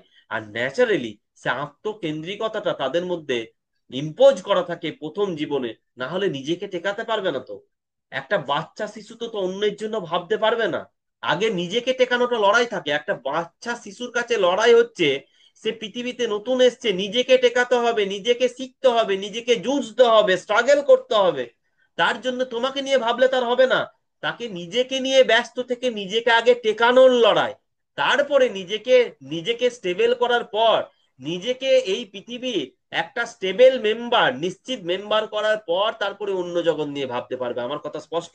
হ্যাঁ না উত্তর দাও। হ্যাঁ স্যার। হ্যাঁ, তাহলে এই যে আত্মকেন্দ্রিকতা এর পরের স্টেজে থাকে, এই স্টেজে থাকে না এমনটা নয়। সাধারণত এর পরের স্টেজে যেগুলো থাকবে, সেগুলো তো এই স্টেজে থাকবে বেশিরভাগ ক্ষেত্রে। কি বললাম বুঝতে পেরেছো? আত্মকেন্দ্রিকতা যদি এর পরের স্টেজে থাকে, তাহলে এই স্টেজে কেন থাকবে না? হঠাৎ করে 2 বছরের পরে আত্মকেন্দ্রিকতা আসে না। আত্মকেন্দ্রিকতাটা মোটামুটি ভাবে সে, মানে মোটামুটি ভাবে তার জন্মের পর থেকে সে সেলফ সেন্ট্রিক হয়, নিজের পেট ভরাবো। ঠিক আছে, সে সেলফ সেন্ট্রিক হয়। আমার কথা স্পষ্ট তৌসিফ? হ্যাঁ না উত্তর দাও। হ্যাঁ স্যার। স্যার হ্যাঁ, তাহলে স্যার প্রশ্ন এলে কোন স্টেজটা লিখবো? বলো বলো বলো। যদি প্রশ্ন আসে আত্মকেন্দ্রিকতা কোন স্তরে দেখা যায়, তাহলে আমি যা তখন কোন? উত্তর দিলাম, আমি যেটা উত্তর দিলাম, তোমাকে জিজ্ঞেস করবে, প্রশ্ন তো এই জন্য, প্রশ্ন করতে গেলেও তো তার একটা বোধগম্যতা থাকে যিনি প্রশ্ন করবেন। সেই জন্য এই প্রশ্নটা হতে পারে যে আত্মকে ইগোসেন্ট্রিজম আমরা কোন স্টেজে দেখতে পাই, তখন দুটো স্টেজের লক্ষ্য উত্তর পেতে হবে। আর যদি একটা উত্তর পেতে চান, তাহলে তাকে কোয়েশ্চেন করতে হবে কোন স্টেজে একটা মানুষ আত্মকেন্দ্রিকতা থেকে মুক্ত হয় বা আত্মকেন্দ্রিকতা থেকে বেরোয়। প্রথম কোন স্টেজে বেরোয়? প্রথম বেরোয় তৃতীয় স্টেজে, তারপরে তো আজীবন বেরিয়ে গেল, তৃতীয় চতুর্থ সব স্টেজেই সে ইগোসেন্ট্রিজমের বাইরে চলে গেল। শুধু তৃতীয় স্টেজে গেল না, তৃতীয় স্টেজে ইগোসেন্ট্রিজম থেকে বেরোলো মানে চতুর্থ স্টেজেও সে ইগোসেন্ট্রিজমের বাইরে, আত্মকেন্দ্রিকতার বাইরে। তাহলে তোমাকে যদি একটা উত্তর পেতে চান, তাহলে জিজ্ঞাসা করতে হবে একটা শিশু কোন বয়সে বা জীবনের কোন পর্যায়ে আত্মকেন্দ্রিকতা থেকে বাইরে বেরিয়ে আসতে শুরু করে, কোন স্টেজে, তখন উত্তর হবে 3 নম্বর পর্যায়ে। ঠিক আছে, সেটা হচ্ছে মূর্ত সক্রিয়তা স্তর। যদি আত্মকেন্দ্রিকতা দেখা যায়, সেটা হচ্ছে সংবেদন চালকমূলক স্তর এবং প্রাক প্রাক সক্রিয়তা স্তর। ঠিক আছে, কি বললাম বুঝতে পেরেছো? হ্যাঁ না উত্তর দাও। হ্যাঁ হ্যাঁ স্যার স্যার। বলুন। হ্যাঁ। যদিও এই ইগোসেন্ট্রিজমটা কংক্রিট ফর্মে কিন্তু সংবেদন চালক বলে আস্তে আস্তে তো কমতে থাকে, ওই ব্যাপারটা ওইটাই, যে আত্মকেন্দ্রিকতা আত্মকেন্দ্রিকতা আস্তে আস্তে কমতে কমতে তুমি দেখলে তৃতীয় স্টেজে কমে গেল। তবে আমার মনে হয় সব থেকে কনডেন্স ফর্মে কিন্তু এই স্টেজে ইগোসেন্ট্রিজম থাকবে জীবনের প্রথম পর্যায়ে। জীবনের প্রথম পর্যায়ে এটা ইগোসেন্ট্রিজমটা হয়তো 0 থেকে 3, 0 থেকে 2.5, 0 থেকে 4, এই পর্যায়ে ইগোসেন্ট্রিজমটা পিক পয়েন্টে থাকবে, তারপরে আস্তে আস্তে ডাইলুট হতে থাকবে।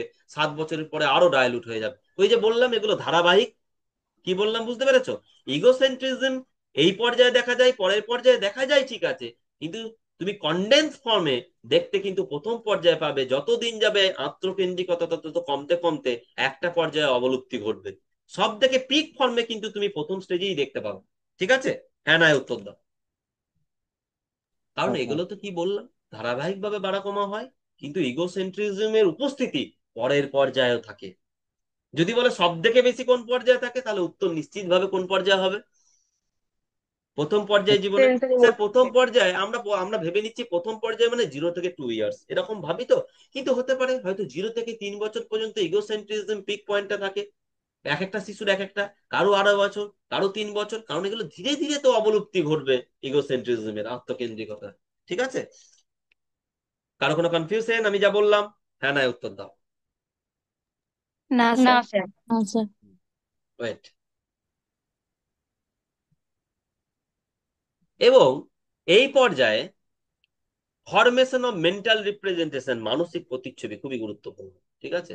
যেটা এই পর্যায়ে নয়, পিক পয়েন্টে থাকে এর পরে পর্যায়ে, কিন্তু তৈরি হতে শুরু করে মানসিক যে প্রতিচ্ছবি বা প্রতিকল্প, ঠিক আছে, সিম্বলিজম বলে, পরের দিন পড়াবো, ব্যাপক গুরুত্বপূর্ণ। এই পর্যায়ের থেকেও এই পরের পর্যায়টা হচ্ছে ক্রিটিক্যাল এবং গুরুত্বপূর্ণ। এই পর্যায়টা সহজ, এই পর্যায়টা দাঁড়িয়ে আছে মূলত, আমি এখন শেষ করি নাই কিন্তু, মূলত কিসের ওপর? সেন্স অ্যান্ড মোটর অ্যাকশনের ওপর। ঠিক আছে? এই পর্যায়ের শেষের দিকে একটা জিনিস তৈরি হয়, এই পর্যায়ের শেষের দিকে একটা জিনিস তৈরি হয়, সেটা কি? সেটা হচ্ছে ফরমেশন অফ মেন্টাল রিপ্রেজেন্টেশন, মানসিক প্রতিকল্প বা প্রতিচ্ছবি। কোনটা? তার মানে কি? যে জিনিস নেই তোমার চোখের সামনে, তার ছবিটা তৈরি করতে পারা, সেটাই তো মেন্টাল রিপ্রেজেন্টেশন বা সিম্বলিজম। কি বললাম শুনলে? যেটা এই পর্যায়ে শেষে বিল্ড হতে শুরু করে এবং কোন পর্যায়ে পিক পয়েন্টে চলে যায়, এর পরের পর্যায়ে সিম্বলিজমটা পরের পিক পর্যায়ে। পয়েন্টে। সিম্বলিজমের ডেভেলপমেন্ট কিন্তু এর পরের পর্যায়ে হয়। সিম্বলিজম একটা ক্যারেক্টার, তার ডেভেলপমেন্ট কিন্তু এর পরের পর্যায়ে হয়। ঠিক আছে? এই বৈশিষ্ট্যগুলোর কিন্তু ডেভেলপমেন্ট নয়, এগুলো তার মধ্যে থাকে। বস্তু স্থায়িত্ব সম্পর্কে ধারণা, আত্মকেন্দ্রিকতা, এগুলোর মধ্যে ইনবিল্ট। কিন্তু এই যে সিম্বলিজম, মানসিক প্রতিকল্প বা প্রতিচ্ছবি তৈরি, এই যে ক্যারেক্টারটার ডেভেলপমেন্ট বা বিকাশ এই পর্যায়ে শেষে শুরু হয়। এবং এই যে সিম্বলিজমের ডেভেলপমেন্ট, মানসিক প্রতিকল্প বা প্রতিচ্ছবি, এই যে ক্যারেক্টারটা ডেভেলপমেন্ট পিক পয়েন্টে চলে যায় কোন পর্যায়ে? জীবনের, জীবনের কোন এই পর্যায়ে? ঠিক এর পরের পর্যায়ে। প্রি কিন্তু অপারেশন। ফরমেশনটা এই পর্যায়ে হয়তো শুরু হয় ধীরে ধীরে, ফরমেশনটা শুরু হয়, কিন্তু ডেভেলপমেন্টটা, কোয়েশ্চেন যদি ঠিকঠাক না মানে বুঝে, প্রত্যেকটা স্টেজের মধ্যে তফাৎ আছে, প্রত্যেকটা অ্যাকশনের মধ্যে তোমাকে যদি জিজ্ঞেস করে তোমাকে বুঝতে হবে। তোমাকে যদি জিজ্ঞেস করে এই পর্যায়ে শেষে কি সিম্বলিজমের ডেভেলপমেন্ট হতে শুরু করে, হ্যাঁ ডেভেলপমেন্ট হতে শুরু করতে পারে, কিন্তু সিম্বলিজম, মানসিক প্রতিকল্প বা প্রতিচ্ছবি, এই গুণটার বিকাশ কোন পর্যায়ে হয়? বলো, বিকাশটা কোন পর্যায়ে হয়?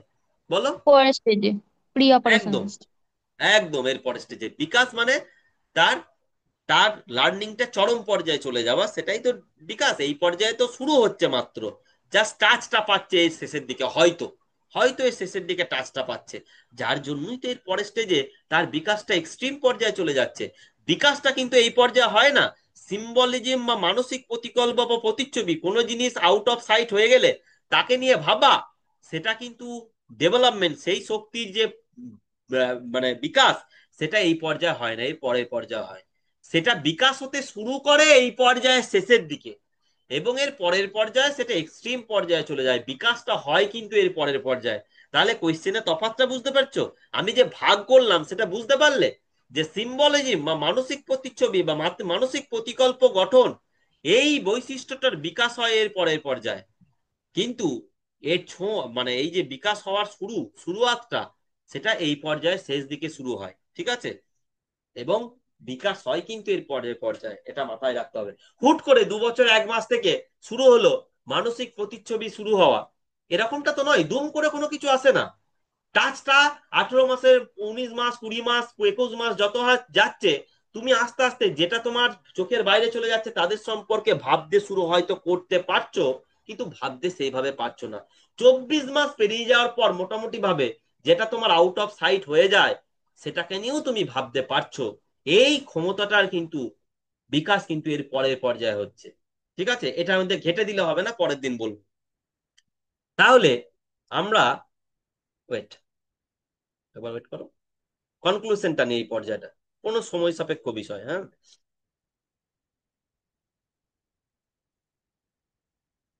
আমি যদি এই এই যে স্টেজটা আছে, তার কিছু সাব স্টেজ করা যায়। ঠিক আছে? সাব স্টেজটা তুমি লিখতে পারো, মানে তোমাদের বই টয়ে থাকবে না। এই সাবজেক্ট গুলো হচ্ছে, প্রথম 0 থেকে 1 মাস শুধুমাত্র রিফ্লেক্সিভ স্কিম। এই ওই ফোনে ফোন কর, আমি পড়াচ্ছি, মানে বাইরের কোনো একটা ফোনে ফোন কর, হ্যাঁ।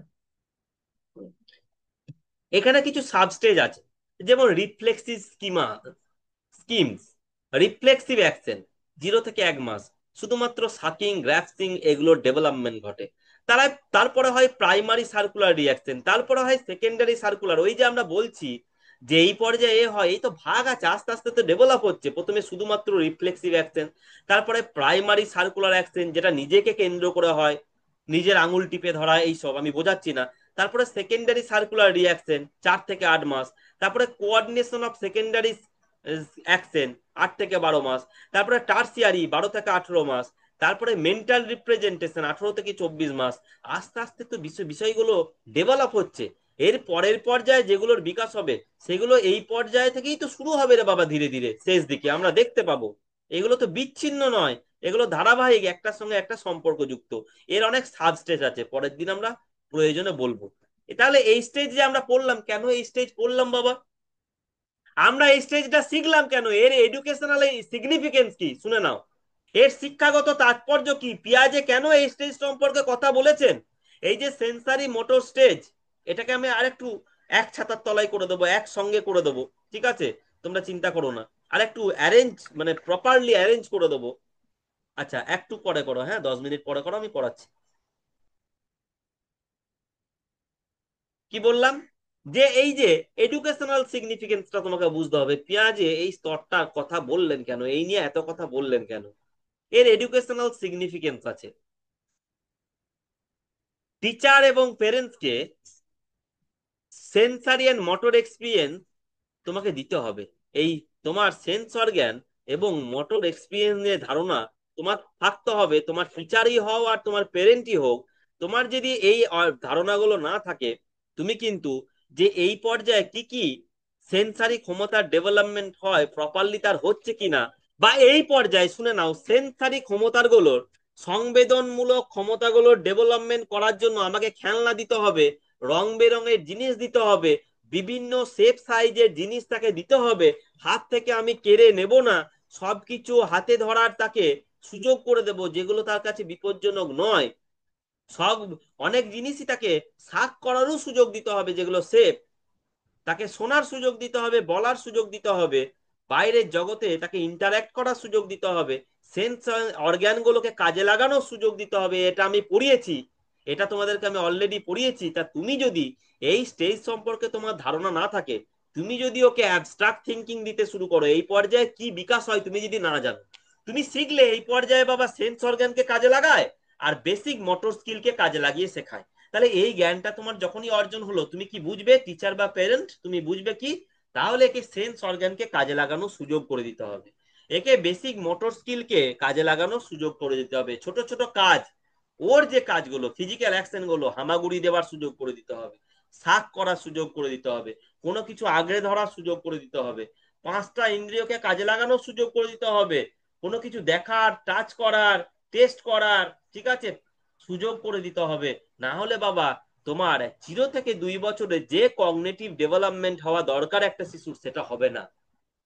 তুমি যদি এই নলেজ তোমার না থাকে যে সেন্সারি মোটর, এই দুটো টার্ম, এই দুটো জিনিস থেকে সে এখন শেখে, তাহলে তোমার এই নলেজ না থাকলে টিচার হিসেবে, প্যারেন্ট হিসেবে তুমি তার ডেভেলপমেন্টও আটকে দেবে নিশ্চয়ই।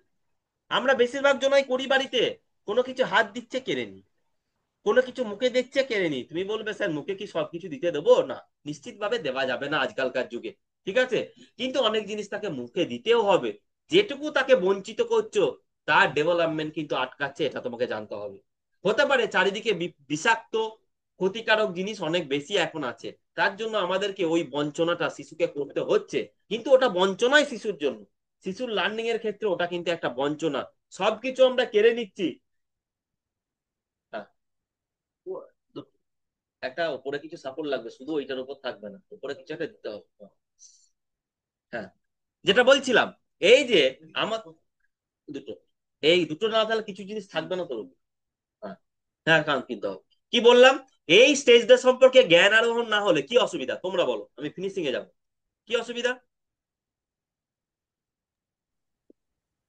বাইরের জগতের সাথে তাকে ইন্টারাকশন করাতে পারবো না হ্যাঁ, ঠিক তাকে করে। বাধা দেবো আমরা, বাধাও দেব এবং ইন্টারাকশন করার সুযোগটাও কম করব। আমি যখনই শিখবো যে না এই পর্যায়ে বাবা ও 5টা ইন্দ্রিয়কে কাজে লাগায়, এই পর্যায়ে বেসিক মোটর স্কিলকে কাজে লাগায়, অতএব সেটাকে কাজে লাগাতে দিতে হবে, আমি ওকে 1 2 3 4 মুখস্থ করালে বাবু কাজ হবে না। অ্যাবস্ট্রাক্ট থিঙ্কিং এই পর্যায়ে সে যেতে পারে না। ও মুখস্থই বলবে, তোমাকে শুনবে আর ইমিটেট করবে।